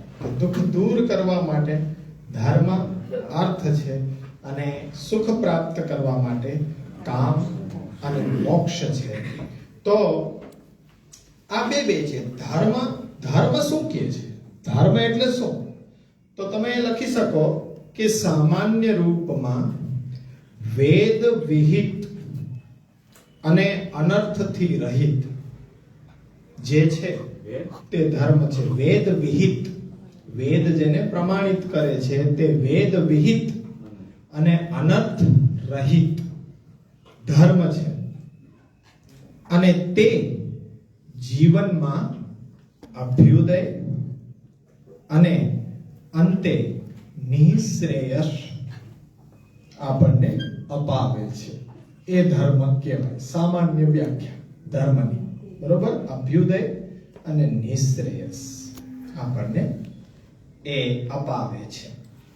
અર્થ છે, તો અર્થને કેવી રીતના તમે કહેશો?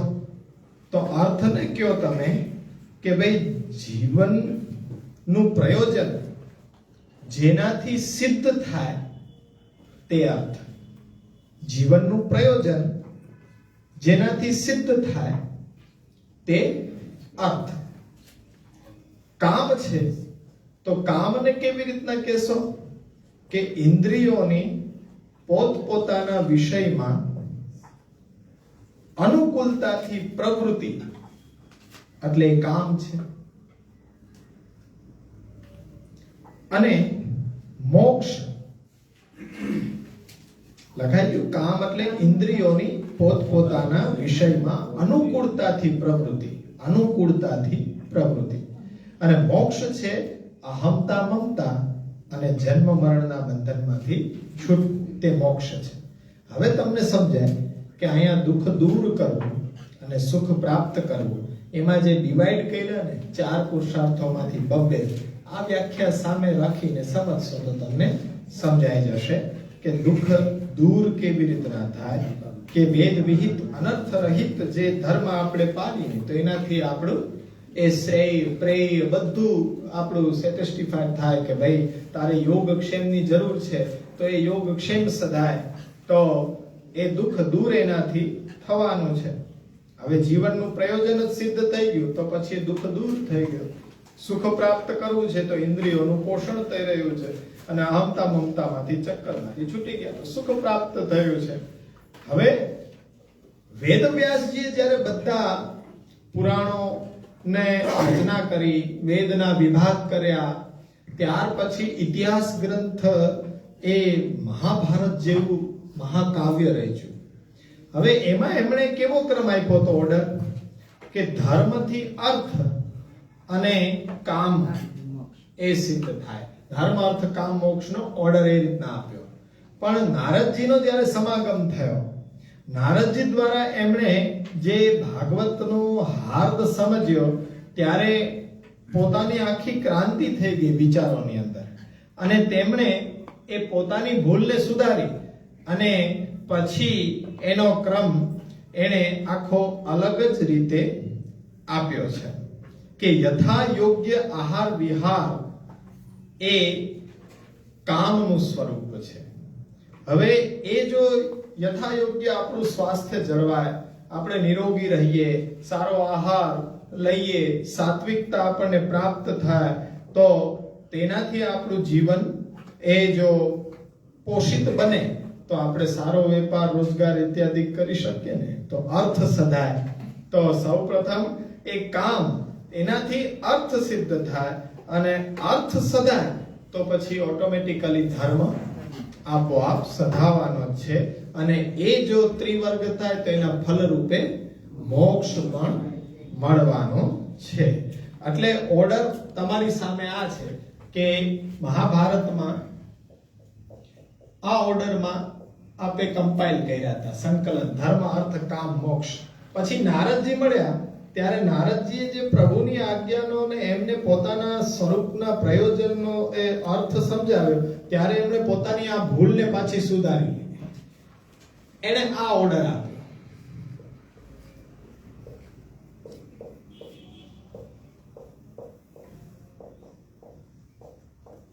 સુંદર આહાર વિહાર ઇત્યાદિથી જીવન પોસાયેલું રહે તો અર્થ સિદ્ધ કરવામાં તકલીફ ન પડે. અર્થ સિદ્ધ થાય તો ધર્મ આપોઆપ અભ્યુદય નિશ્રેયસ તરફ આપણું ધ્યાન કેન્દ્રિત થાય ને એનો મુખ્ય ફલ છે જીવન મરણના ચક્કરમાંથી છૂટવું, એ મોક્ષ છે. તો આ રીતના એમણે ઓર્ડર ભાગવતની અંદર આપેલો છે. પહેલો મહાભારતનો છે, આ ભાગવતનો છે. હવે આ બધા પુરુષાર્થો છે, એ બધા પુરુષાર્થો તમે એમ લખો કે મનીષીઓ માટે છે. મનીષી એટલે બુદ્ધિ. હવે આપણે એમ કહીએ કે બુદ્ધિ તો બધામાં છે, મનુષ્યમાં, તો અલગથી આને એવું કહેવાનો અર્થ શું કે આ ચારેય પુરુષાર્થો મનીષીઓ માટે છે. બુદ્ધિજનો માટે છે. તો હવે એમ કીધું છે કે આ ચારેય પુરુષાર્થો એવા લોકો માટે છે કે જેમણે બુદ્ધિથી પોતાના મન ઇન્દ્રિયોને કંટ્રોલ કરી રાખી છે. કહેવાનું તાત્પર્ય એ છે કે બુદ્ધિ તો બધામાં છે, પણ બુદ્ધિનો તમે ઉપયોગ કેટલા ટકા કરો છો, શેમાં કરો છો, એ બહુ મહત્વનું છે. તો મહાપ્રભુજી ત્યાં મનીષીણામ શબ્દ વાપર્યો છે કે મનીષી જેનામાં બુદ્ધિ છે પણ બુદ્ધિનો ઉપયોગ પણ કરતા આવડવો જોઈએ. તો બુદ્ધિનો ઉપયોગ કેવી રીતના કરવો કે બુદ્ધિ દ્વારા પોતાના મન ઇન્દ્રિયોને વશમાં કરીને જેણે રાખી છે એના માટે આ ચતુર્વિધ પુરુષાર્થો છે. બધાયથી સધાઈ શકે એવા છે નહીં, પણ જે બુદ્ધિથી પોતાના મન અને ઇન્દ્રિયોને વશમાં રાખે છે એના માટે આ ધર્મ અર્થ કામ મોક્ષ છે. અને અહીંયા આ ધર્મ અર્થ કામ મોક્ષની અંદર તમને આ વસ્તુ ઉપયોગી થશે કે ભગવાને વેદની અંદર પણ આ જ ધર્મ અર્થ કામ મોક્ષને બતાડ્યા છે. પણ વેદને આપણે સમજ્યા હતા કે અપૌરુષેય કહેવામાં આવે છે. વેદને અપૌરુષેય કહેવામાં આવે છે, એટલે એને એ પુરુષાર્થોને અલૌકિક પુરુષાર્થ કહેવામાં આવશે કે જે વેદમાં કહેવામાં આવેલા છે. પછી વેદની જે પણ મંત્રો છે એને શ્રુતિ કહેવામાં આવે. શ્રુત એટલે સાંભળવું, જે ઋષિ મુનિઓએ સાંભળી, તો એ શ્રુતિ છે એ વેદના મંત્રો છે. પણ ઋષિ મુનિઓએ સમાધિ અવસ્થામાં એ સાંભળીને આજની દેશકાલ પરિસ્થિતિ પ્રમાણે એને સંકલિત કર્યા, તો એ સ્મૃતિ છે. તો એવા શ્રુતિ અને સ્મૃતિ એ જે પાલન કરવા માટેના જે આચારો બતાડવામાં આવ્યા છે, તો શ્રૌત ધર્મ અને સ્માર્ત ધર્મ જે છે. તો એ રીતના ઋષિમુનિઓ દ્વારા ફરીથી પુનઃ દેશકાલ પરિસ્થિતિમાં અમુક છૂટછાટ લેવા માટેની વિધિ સાથે આ ધર્મ અર્થ કામ મોક્ષનો વિચાર કર્યો. એટલે એને ઋષિઓ દ્વારા વિચાર કરવામાં આવ્યો, એટલે લૌકિક પુરુષાર્થો કીધા. અલૌકિક નહીં પણ લૌકિક. અલૌકિક પુરુષાર્થ તો વેદમાં જે પ્રભુ દ્વારા કહેવામાં આવ્યા છે એ, પણ ઋષિ મુનિઓએ એને ફરીથી યાદ કરીને દેશકાલ પરિસ્થિતિને અનુરૂપ કેવી રીતના પાલન કરવા એની જે શીખ આપી, એટલે એ વિચાર છે એ લૌકિક પુરુષાર્થ છે. તો અહીંયા એક પણ અર્થ બીજો લખી લ્યો કે અહીંયા બાલ બોધમાં બાલ જે શબ્દ રાખવામાં આવ્યો છે, તો એની વ્યાખ્યા કેવી રીતના કરવી? તો કે પોતાના વિષયમાં નિષ્ણાંત. તમારો જે વિષય છે એમાં તો તમે બહુ પારંગત છો. એ પોતાના વિષયમાં નિષ્ણાંત હોવા છતાં પુરુષાર્થના વિષયમાં અજ્ઞાની છે, તે બાલ છે, એટલે બાળક છે, એને જ્ઞાન ન હોય. હવે આવા અજ્ઞાની વ્યક્તિને નાહકમાં ખોટો પરિશ્રમ કે વેડફાટ દોડાદોડી કરે, સવારથી દર્શનો માટે ભીડમાં ધક્કામુક્કીમાં બિચારો સ્લીપ થઈ જાય તો ખાટલો ભોગવે, આવું બધું ન થાય ઇન્સિડન્સ. એટલે મહાપ્રભુજીએ કેર લીધી. મહાપ્રભુજી તો કેર લેતા જ રહે છે, પણ આપણે બાળકને તોફાન કરતા જ રહીએ. આપણને કંઈક ને કંઈક એ ઉધમ સુઈજા જ કરે, પછી અકસ્માત થાય તો પાછો ઉડ્યો દળ્યો ઠાકોરજી. અમે તો ભાઈ આમાં અમે તો ભક્તિ માર્ગમાં, છતાંય અમારી સાથે આવું. અરે ભાઈ ગાઈડલાઈન જે આપી છે એ પ્રમાણે ચાલો ને. એમાં જો ગાઈડલાઈન પ્રમાણે નહીં ચાલો તો અકસ્માત થવાનો જ છે. એટલે મહાપ્રભુજી આવા અજ્ઞાનીને વ્યર્થમાં સાધન અને ફલમાં ભ્રમણા ન થાય. કોઈ એમ બતાડે કે અમારા ઘરને તમે દંડવતી દઈ દો એટલે તમારા બધા કાર્યો સફળ થઈ જાય, એટલે પાછા એમાં લાગી પડી. કોઈ એમ કે છે કે આવું દુઃખ છે, મંગળાની ઝાંખી કરતા જાવ રોજ સવારના મંગલમુખી સદાય સુખી, એટલે વિચારો અજ્ઞાની છે, આખી જિંદગી એ ત્યાં ચપ્પલ ઘસતો રહે. અને આપણે વળી પાછા એને એમ ગણીએ કે કેવી ભક્તિ કરે છે. અરે ભક્તિ નથી કરતો ભગવાન, એ ભગતી કરે છે. ખબર ને કે ભક્તિ અને ભગતિમાં ઘણો ફરક છે. ભગતિ એટલે ઠાકોરજીથી દૂર ભાગવાનું, ભાગી જાઓ, બહિર્મુખ થવાનું. એ ભક્તિ નહીં, ભગતિ છે. રોજ સવારના જે ચાલી નીકળતા હોય ને પગ, એટલે એમ સમજવાનું કે આ ભગતિ કરી રહ્યા છે, કે ઠાકોરજીથી દૂર ભાગી રહ્યા છે. તો એ એવું કોઈ અકસ્માત આપણા જીવનમાં ન થઈ જાય. એટલે મહાપ્રભુજી અહીંયા બાલ બોધ આપણને આપવા માંગી રહ્યા છે. એટલે એનું યથાર્થ સ્વરૂપ પુરુષાર્થનો આપણી સામે મૂકી રહ્યા છે. સમજણ, બોધ એટલે સમજણ. પણ અહીંયા બોધ જ નથી, પણ મહાપ્રભુજી પ્રબોધ કરી રહ્યા છે કે ફરીથી એ વિષયમાં આગળ જતા ભવિષ્યમાં કોઈ ભ્રમણા ન રહે તેવી રીતના જાગૃત કરવા. પ્રબોધ એટલે જાગૃત કરવા, બોધ એટલે સમજણ આપવી, પણ પ્રબોધ એટલે જાગૃત કરવા, તમને જાગૃત કરવા જોઈએ. સાવધાન, અકસ્માત સંભવિત ક્ષેત્ર આવી રહ્યું છે. એ તો જગ્યાએ જગ્યાએ બોર્ડ મારેલા, સાવધાન, અકસ્માત ક્ષેત્ર, સંભવિત ક્ષેત્ર આવી રહ્યું છે. કેટલા બધા બોર્ડ મારી દીધા છે, કેટલા બધા. સાવધાન, અકસ્માત સંભવિત ક્ષેત્ર આ તરફ છે. એટલે એ આપણે તોય પછી હવે નવના ભોગ લેવાઈ જાય. ભગવાન ભગવાન, આમાં કરે શું? અમે તો આટલા વર્ષોથી હાઈલાઈટ કરતા આવ્યા છીએ કે ભાઈ આમાં ના તમે, અરે ના, છતાં પણ એવો શું ઉત્સાહ આવે, ભણવામાં ઉત્સાહ ના આવે. ભણવાનું કયો તો જો આટલા જ બેઠા છે. પણ આગળ ભવિષ્યમાં તમે જોશો કે જે ભણવાનું નથી ને જે અનર્થનું મૂળ છે ત્યાં આપણને એમ કે હવે આપણું શું કરવું, આ 4-5 દિવસમાં આપણે બહાર નીકળવું કે અંદર બેઠા રહેવું, બીક લાગી જાય. આવી ભ્રમણા ન થાય એના માટે પ્રબોધ જરૂરી છે. આ પ્રબોધ કાન જગાય, કાન જગાય.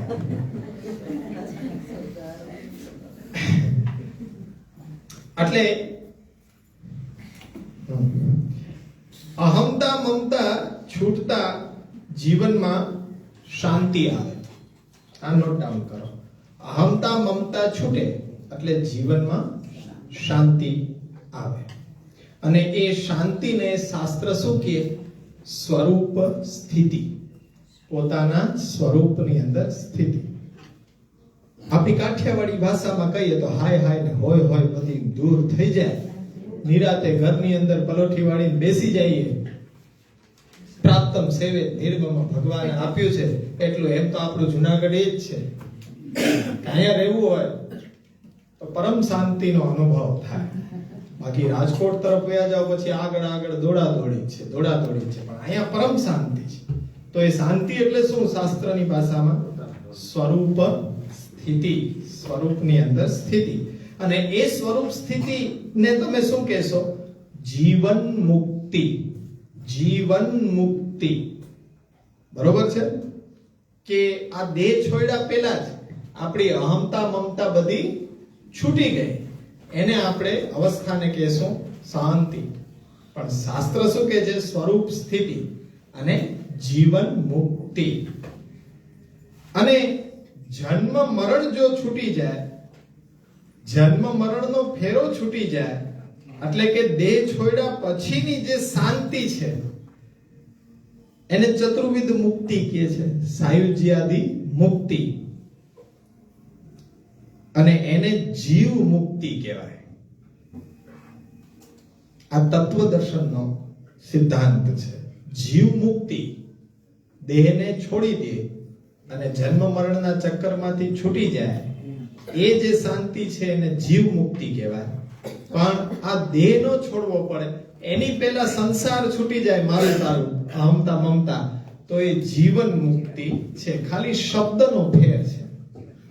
આ શબ્દોને જાણી જાઓ તો તમને સીધી ને સરળ સમજ આવી જાય. શબ્દોની માયાજાળ છે કે શાસ્ત્ર આટલે અઘરા પડે, પણ એ શબ્દોને સમજી જાઓ તમારી ભાષાની અંદર તો સમજમાં આવી જાય કે આ જીવન મુક્તિ ને જીવ મુક્તિમાં શું ડિફરન્સ છે.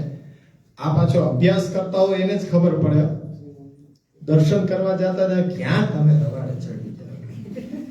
સીધા કરી લ્યો ને, ઊભા રહી જાવ ને. આજે શું હોય, ઠાકોરજી બિરાજે છે કે નથી બિરાજતા એ તમારે શું કામ છે? ઊભા રહેવાથી કામ ચાલુ થઈ ગયો દર્શન, ચાલો કર. આવા બધામાં કોણ કે માથું મારે? તમે નાહકનો પરિશ્રમ કરો. એવા લોકોનું પાછું લક્ષ્ય કાંઈ હોતું જ નથી. એટલે મહાપ્રભુજીએ જે રીતના બોધ અને પ્રબોધ વચ્ચેનો ડિફરન્સ છે ને, આ ગ્રંથ બાલબોધના અંતમાં આપે એકદમ સ્પષ્ટ કરી દીધું. નેત જ જ્ઞાને બ્રહ્મ પુનઃ. આ વિષયને જો વ્યવસ્થિત સમજી જશે ને તો બ્રહ્મણા પછી ભવિષ્યમાં ક્યારેય તમારા પ્રયત્નો શેના માટે હોવા જોઈએ એ બાબતમાં તો નહીં જ રે, નહીં જ રે, નહીં જ રે. એટલે એક મુદ્દો હવે હજી છેલ્લો લઈ લઈએ, પછી ધીમે ધીમે ગ્રંથમાં પ્રવેશ. પહેલાના આ બધા એક સૂત્રો છે કે જે તમને આખું વ્યાખ્યાન ના આપતા સૂત્રો લખાવી દઉં છું કે જે ગ્રંથ ચાલુ થાય પછી તમને આ સ્વરૂપ સ્થિતિ, અહમતા મમતા નાશ કે એ બધું નવું ન લાગે એટલા માટે. અને જે વિસ્તાર શાસ્ત્રોનો છે તો હું ક્રમે ક્રમે લેવાનો છું. સાંખ્યનો એકદમ ટૂંકમાં, યોગનો એકદમ ટૂંકમાં, કે એક ચાર્ટ આજે તમને હું લખાવી દઈશ જેથી કરીને તમને એ આખું બાલબોધ છે એ સરળ થઈ જાય. હવે પહેલાના સમયમાં શું હતું કે અનુબંધ ચતુષ્ટયનો વિચાર કરવામાં આવતો, ઇન્ડેક્સનો આપવામાં આવતો સરળ ભાષાની અંદર. કે આજે જે અનુક્રમણિકા દરેક પુસ્તકમાં આપેલી હોય ને એ પહેલાના સમયમાં એવો રિવાજ નહોતો. પહેલાના સમયમાં અનુબંધ ચતુષ્ટય આપવામાં આવતો. અનુબંધ ચતુષ્ટય એટલે શું? તો એમાં 4 વસ્તુનો વિચાર કરવામાં આવતો. અનુબંધ ચતુષ્ટય. સમય થોડો વધારે લેવાય કે એટલે પાછો મેં કીધું ઉભો થઈ જાય.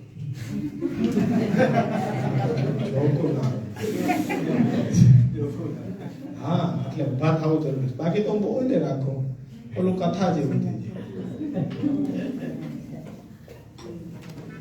ઇંગ્લિશ મીડિયમમાં હોય ને એના માટે, કારણ કે ઘણા આમથી આમ થતા હોય કે આ ચતુષ્ટય કેમ લખાતું હશે. એની અંદર 4 વસ્તુનો વિચાર કરવામાં આવ્યો. સૌપ્રથમ અધિકારી જે પણ ગ્રંથ હોય એના માટે, પછી વિષય, પછી પ્રયોજન અને છેલ્લે સંબંધ. સંબંધ પ્રયોજન સાથે, સંબંધ એનો ગ્રંથ સાથે, બે રીતે વિચારવામાં આવે. સંબંધ છે એ ગ્રંથ સાથે અને સંબંધ છે પ્રયોજન સાથે. આપણી સામે બાલબોધ ગ્રંથ છે. જેમ જેમ ગ્રંથ આવતા જશે આપણે અનુબંધ ચતુષ્ટય એના વિચારતા જશો. તો આની અંદર પહેલા લખો અધિકારીમાં બાલ. બાલ એની સામે તમે લખી શકો કે સિદ્ધાંતનું જ્ઞાન રહિત, સ્વતઃ હિત અહિતને ન જાણનાર બાલ. અધિકારી એ છે, હા, હિત અહિતનું જેને જ્ઞાન નથી એવું. બરોબર છે? પણ એનો ભાવ છે એ શુદ્ધ છે. ભાવ છે એ શુદ્ધ છે હૃદયનો. બાળકો ભોળા હોય, તમે તો ઉભાની નથી, શુદ્ધ છે. કોઈએ સમજાયું નહીં તો શું કરી, પછી જેને જેવી રીતના ડાયવર્ટ કર્યા એવી રીતના થતા ગયા. કોઈએ પહેલાથી સાચી રીતે ડાયવર્ટ કર્યા હોય તો અમે પણ એ જ રસ્તે ચાલતા, એને બાલ કહેવાય કે ભાવ શુદ્ધ છે. હવે જો સમજી ગયા કે નહીં, હવે જો અહીંયા આવીને બધું સાંભળી લીધું, હવે તમે કોઈ એવા ઉધમ તોફાન નહીં કરો. હવે સમજી ગયા કે આપણે શું કરાય શું ન કરાય, એટલે હવે એ પાછા બંધાઈ જાવ ને કે અહીંયા બેઠા છો એટલા તો બે વર્ગની અંદર, ક્લાસની અંદર, હવે તો કોઈ ક્યાંય જઈ નહીં શકે. અકસ્માત સંભવ ક્ષેત્ર છે. આનાથી આગળ બીજો આવે વિષય. તો સર્વ સિદ્ધાંત સંગ્રહ સુવિનિશ્ચિતમ. સુવિનિશ્ચિત કરાયેલા સર્વ સિદ્ધાંતનો સંગ્રહ એ આ ગ્રંથનો વિષય થશે. પ્રયોજન બાલ પ્રબોધન. બાલ પ્રબોધન એ પ્રયોજન છે.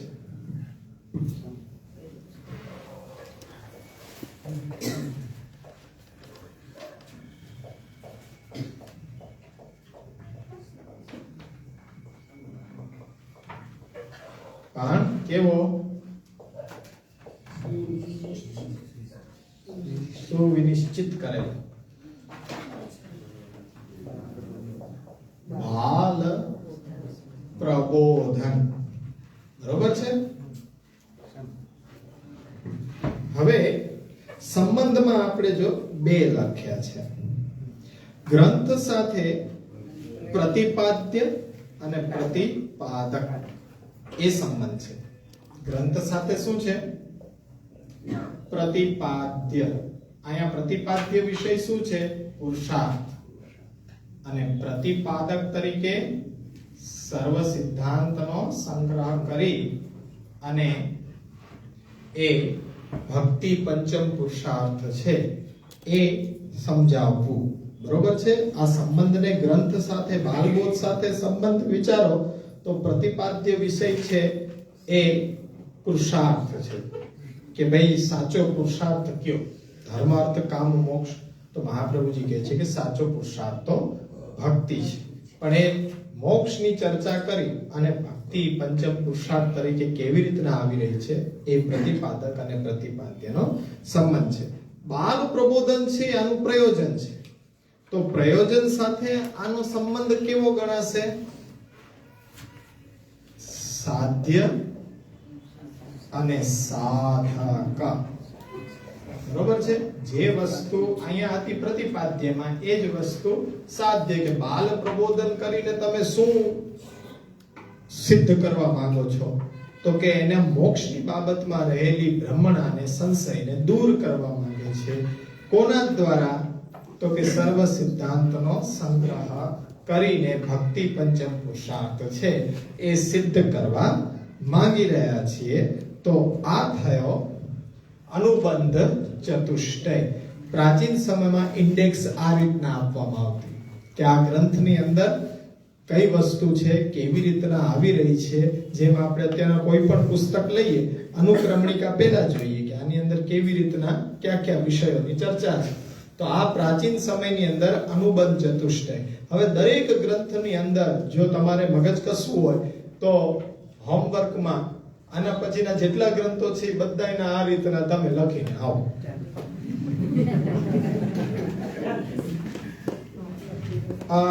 કોઈને મોડું થઈ રહ્યું છે, 5-7 મિનિટ જો લેવાઈ જાય તો આગળનું મારું કાર્ય સરળ થઈ જાય. હજી આમાં ઘણા 20-25 પેજ તમને ભણાવતા, પણ આપણો 1 જ કલાકનો સમય છે, બહુ ઓછો સમય છે. ચાર્ટ એક કરી દઉં ને એટલે પછી તમે છૂટા.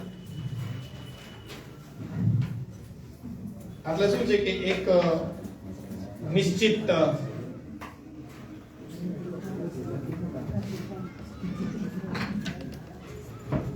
આ બધું ગ્રંથોની અંદર પડેલું હોય છે અને પણ તમારા માટે ખાસ એમ કે બાલબોધ, જે બાલ પ્રબોધનાર્થ થાય, પછી સર્વ સિદ્ધાંત સંગ્રહ સુવિનિશ્ચિત, એટલે કે જે ઉત્તમ વસ્તુઓ છે ને એના માટે પેલા પ્રદર્શનમાં કંઈક એક વસ્તુ મૂકવી પડે. ધર્મનો કે આ છે, આ કામનું છે, આ અર્થનું છે, આ મોક્ષનું છે. જુઓ, આમાં જાતા નહીં. એટલે એક તમને ડેમોન્સ્ટ્રેશન કરીને બતાડવું પડે કે આખું તો નહીં પણ એમાંથી એક આને સમજી લ્યો ને. હવે આના જેવું જે કે હશે ને બીજું બધું આનાથી પૂછો અર્થમાં કે આવું કંઈક સારું લાગે છે, હા આવું હશે ને આમાં બધી આ ખાલી એક નમૂના છે. એવી રીતના સંગ્રહમાં ખાલી એક મોતી તમારી સામે રાખ્યા છે. આખે આખું તો ગ્રંથનો કેટલો મોટો વિસ્તાર થઈ જાય. એટલે અહીંયા ખાલી એક હાઇલાઇટ કે આખો ગ્રંથ કેવી રીતના આપણે શરૂઆત કરશું એ તમે સમજી લો.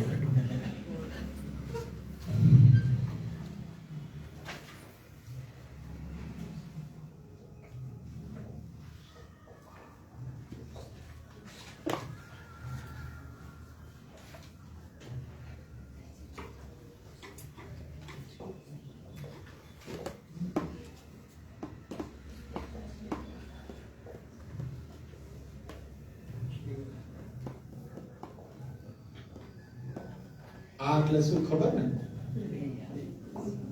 જેની આપણને ઈચ્છા છે, જોઈએ છે, શ્રેય મળી જાય તો ઠીક છે, એવી ઈચ્છા નથી.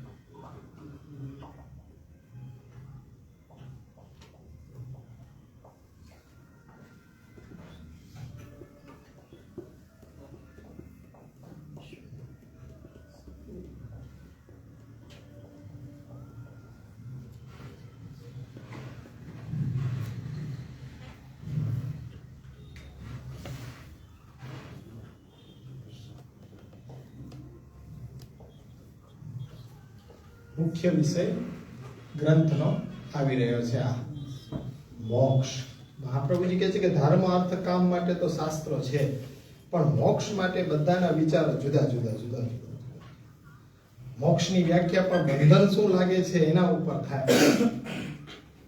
આપણને સંસાર છોડવો ન ગમતો હોય તો આપણા માટે કઈ સંસારને છોડવો એ મોક્ષ છે એવું ન કહી શકાય. બાળકોને એમ પૂછો કે તમારા માટે મોક્ષ શું, તો કે રવિવાર. કારણ કે એને સ્કૂલ બંધન લાગતી હોય તો કે બંધનમાંથી અમને છુટકારો મળે એ મોક્ષ. તો કે તમે મોક્ષનો કે દર રવિવાર અમે મોક્ષનો આનંદ લઈએ છીએ.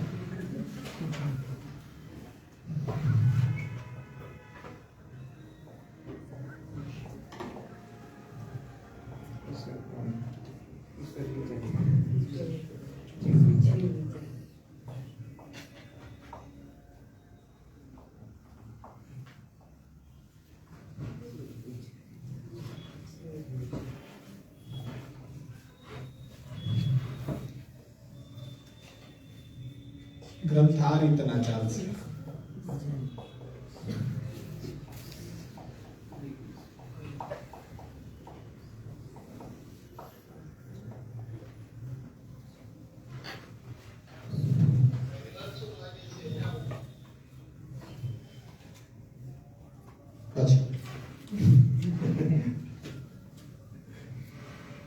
આમાં તો કઈ વિચાર કરવાનો રહે જ નહીં. આમાં કોઈ શંકા જ નથી. આપણે આ રીતના જશું.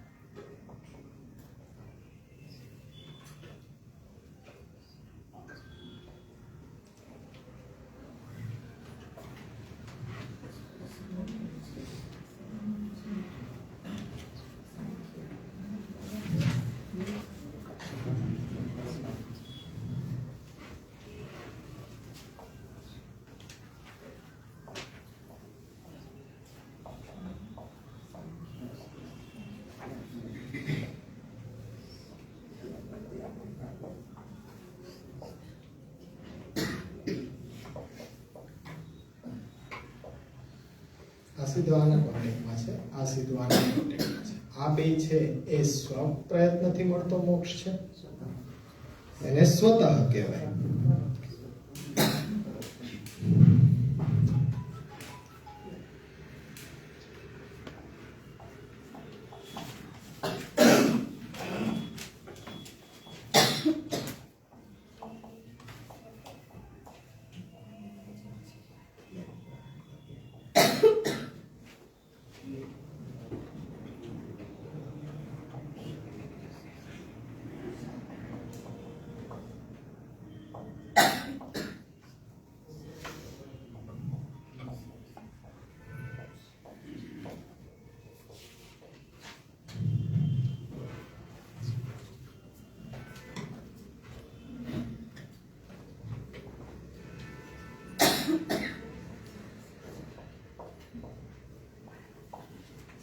બંને છે.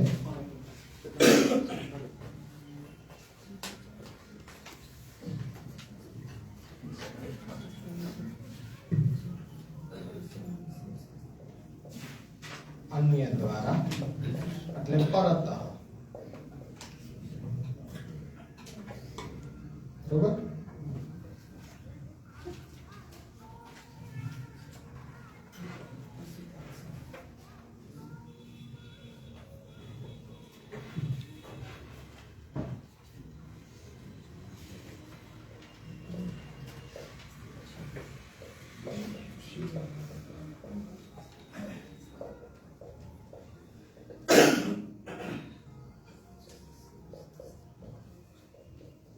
શિવ ભક્તિ દ્વારા મળે.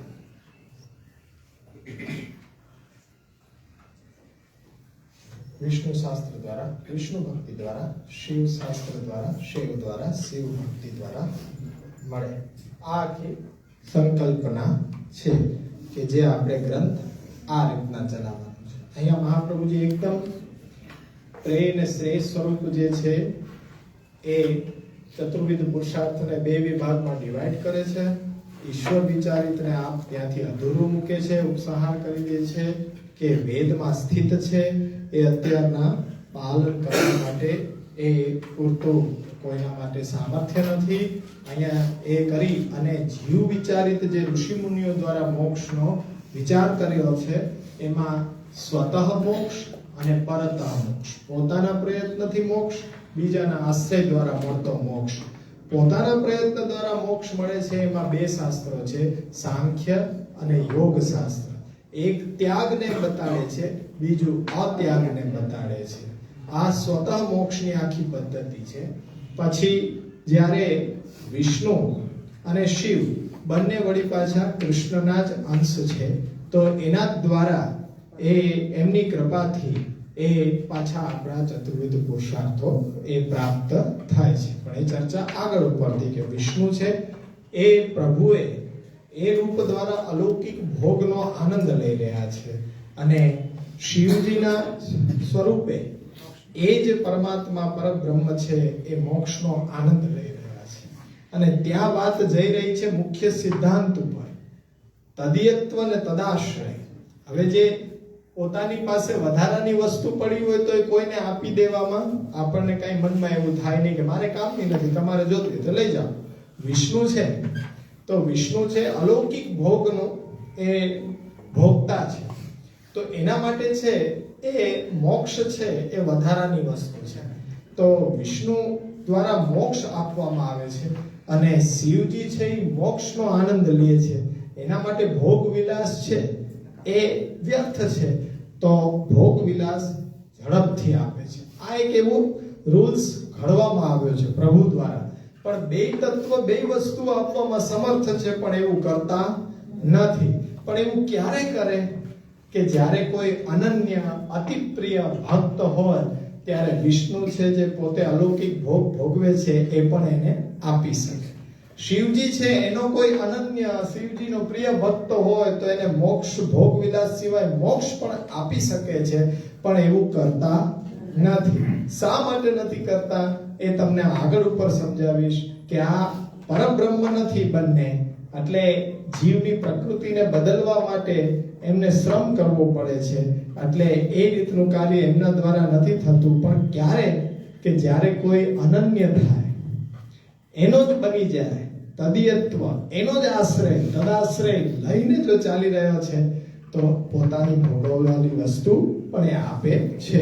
તો ત્યાં ઇનડાયરેક્ટલી મહાપ્રભુજી મેં જેમ કીધું હતું પુષ્ટિ ભક્તિ સંપ્રદાયનો સિદ્ધાંતનું બીજ અહીંયા કહે છે તદાશ્રય અને તદીયત્વ. ત્યાં યુ ટર્ન આવી રહ્યો છે કે તદાશ્રય અને તદીયત્વ જે પુષ્ટિ ભક્તિ સંપ્રદાયના મૂળ સિદ્ધાંતનો બીજનું આરોપણ અહીંયા બાલબોધમાં કરવામાં આવે. બાલબોધ એટલે આપણી દોડાદોડી, આપણી ભ્રમણા, આપણી શંકા કુશંકાઓ બધાના નિવારણ માટે એ આવશ્યક છે. એટલે આ બાલબોધ ગ્રંથની અંદર આપણે આ રીતના આવતા વખતેથી જશું. આ સમજી ત્યાર પછી મોક્ષમાં ઈશ્વર વિચારી જીવ વિચારીની અંદર સાંખ્ય શાસ્ત્ર ઉપર આવશો. સાંખ્ય શાસ્ત્રને બહુ ડીપલી નહીં, પણ 4-5 મુદ્દાની અંદર જ આખું શાસ્ત્ર શું કહેવા માંગે છે એ 4 મુદ્દાની અંદર તમને સમજાવીશ. યોગ શાસ્ત્ર, અષ્ટાંગ યોગ અને ચિત્તની 5 અવસ્થાઓ એને ધ્યાનમાં રાખીને કેવી રીતના અત્યાગ દ્વારા મોક્ષ સુધી પહોંચાડે છે એનો ચિતાર આપણે લેશું. પછી એ વૈષ્ણવ તંત્ર, શૈવ તંત્ર ઉપર કેવી રીતના એ આખું બાલબોધનું સ્ટ્રક્ચર છે, એક શ્લોક દ્વારા આપણે આ વિષયમાં આગળ વધતા જશું. આજે આટલું જ. કોઈને ન સમજાણું હોય તો પ્રશ્ન કરી શકો છો. બાકી આશ્રયનું પદગાન કરી અને આજે અહીંયા વિરામ લઈએ. શાંતિથી તમે જોઈ શકો છો. પાછળથી તમે હવે તો ઓનલાઈન પણ રેકોર્ડ થતું જ રહે છે, ત્યારે જોઈને સમજીને પાછળથી પ્રશ્ન કરી શકો, આવતા વખતે પ્રશ્ન કરી શકો. પણ એવી રીતના અભ્યાસ કરો કે આની અંદર કોઈ પણ શંકા તમને શેષ રહી જવી જોઈએ નહીં. આપણે આ જ રીતના દુઃખનો ઉલ્લેખ કરવામાં આવે. દુઃખ કયું દુઃખ સમજવું? આદિભૌતિક, આધ્યાત્મિક, આધિદૈવિક ત્રણેય પ્રકારના દુઃખોને નિવૃત્ત કરવાના ઉપાય આપણો સ્વભાવ છે કે આપણે આચરણ કરતા જ હોઈએ.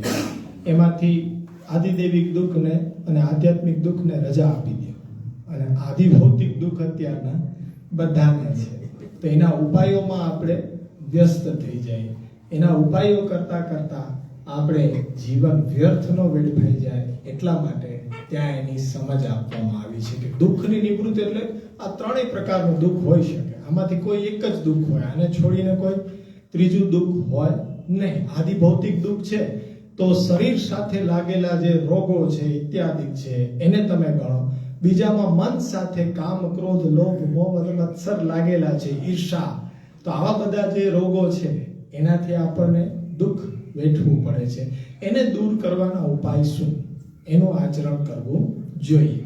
એટલે જ્યારે સાંખ્ય શાસ્ત્રનું આપણે વર્ણન જોશું ને તો એમાં જે સાંખ્ય પ્રયત્નો બતાડી રહ્યા છે ને કે આ દુઃખને છોડવા માટેના પ્રયત્ન, તો એ ત્યાગ દ્વારા બતાડે છે કે તમે કયા વિષયના કોન્ટેક્ટમાં છો અને એ વિષયનું સાચું સ્વરૂપ તમે સમજી લો. અને સૃષ્ટિનો આખો ચાર્ટ તમારી સામે મૂકીશ કે એ રીતના દેહ છે બન્યો છે. તો હવે એ દેહ બન્યો હોય તો હવે એ તો પ્રકૃતિમાંથી બન્યો છે. એટલે તમારે છે એ દેહનિષ્ઠ ન બનવું જોઈએ, આત્મનિષ્ઠ બનવું જોઈએ. તો આ દુઃખની નિવૃત્તિનો ઉપાય છે. તો એ રીતના અહીંયા વિચાર કરવામાં આવ્યો છે. સમજાણું? અન્ય કોઈને પહેલા ક્લાસમાંથી? હા, પ્રતિપાદ્ય જે છે કોઈ સમજાવવા માંગે છે? મારાથી પાછું એ બોલાય. કોઈ કહેવા માંગશે? પ્રતિપાદ્ય એટલે કે જે આપણે પ્રૂવ કરવું છે, પ્રમાણિત કરવું છે. કોના દ્વારા પ્રમાણિત કરશું? તો એ પ્રતિપાદક કહેવાશે. અહીં ચતુર્વિધ એ મોક્ષનો પુરુષાર્થનો નિર્ણય કરવો છે, પ્રતિપાદ્ય. બરોબર? ગ્રંથનો વિષય છે એ બાલ પ્રબોધનાર્થાય પ્રયોજન અને સર્વ સિદ્ધાંતનો સંગ્રહ થઈ રહ્યો છે. તો એ શું સમજાવવા માટે થઈ રહ્યો છે? તો એ પ્રતિપાદ્ય વિષય એ પુરુષાર્થ, પંચમ પુરુષાર્થ ભક્તિ. પણ કોના દ્વારા? સર્વ સિદ્ધાંતના સંગ્રહ દ્વારા. પ્રતિપાદક સર્વ સિદ્ધાંત સંગ્રહ. બરોબર છે? એના જ વર્ષ વિસાવીસ આવશે પ્રયોજન સાથે. સાધ્ય એટલે જે પંચમ પુરુષાર્થ ભક્તિ અને સાધક તરીકે સર્વ સિદ્ધાંતનો સંગ્રહ. બાલ પ્રબોધનાર્થાય વદામિ સુનિશ્ચિતમ. ખાલી નિશ્ચય નથી, વિનિશ્ચિતમ. પાછું એ વિનિશ્ચિતમ પણ નથી, સુવિનિશ્ચિતમ છે. એટલે એક એક શબ્દ શ્રી મહાપ્રભુજીએ રાખ્યા છે. એકદમ સરળ છે પણ એને એકદમ અર્થસભર છે.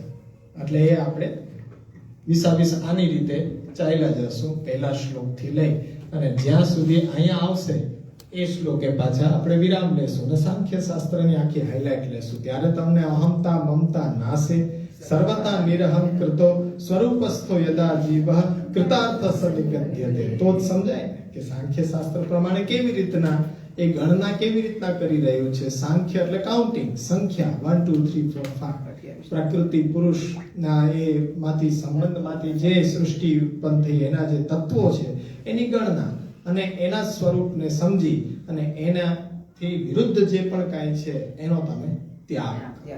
તો એ વસ્તુ સાંખ્ય શાસ્ત્ર. જ્યારે યોગ શાસ્ત્ર અષ્ટાંગ યોગથી ચિત્તવૃત્તિ નિરોધ કહી રહી છે કે એ ત્યાગની જરૂર નથી પણ મનથી ત્યાગની આવશ્યકતા છે. પણ બેયનું વળી પાછું ફલ એક જ છે. કહેવાની રીત જુદી જુદી છે. એક ત્યાગથી સમજાવે છે, એક અત્યાગથી સમજાવે છે, પણ બંનેનું કહેવું એક જ છે. એટલે આપણે અલગ અલગ હોવા છતાં ભેગું બોલીએ છીએ. સાંખ્ય યોગ, સાંખ્ય યોગ. બરોબર છે. આ શ્રેયનું પદગાન કરીએ.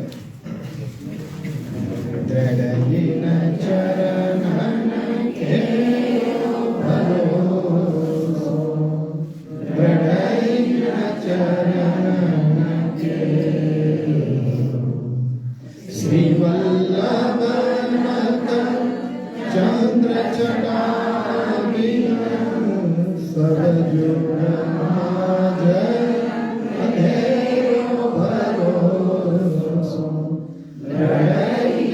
ચરણ કે સાધન હરોર નહીં આકલી જાસુ તની દેનો સૂર કહારે વિધાધરો વિના મોલ કો ચેરો ભરોસો દ્રઢયિન ચરણ કે દ્રઢયિન ચરણ હેરો ભરોસો દ્રઢયિન ચરણ કે શ્રી વલ્લભાધીશકી શ્રી ગોપીનાથ પરમ દયાળ શ્રી ગુસાઈ પરમ દયાળ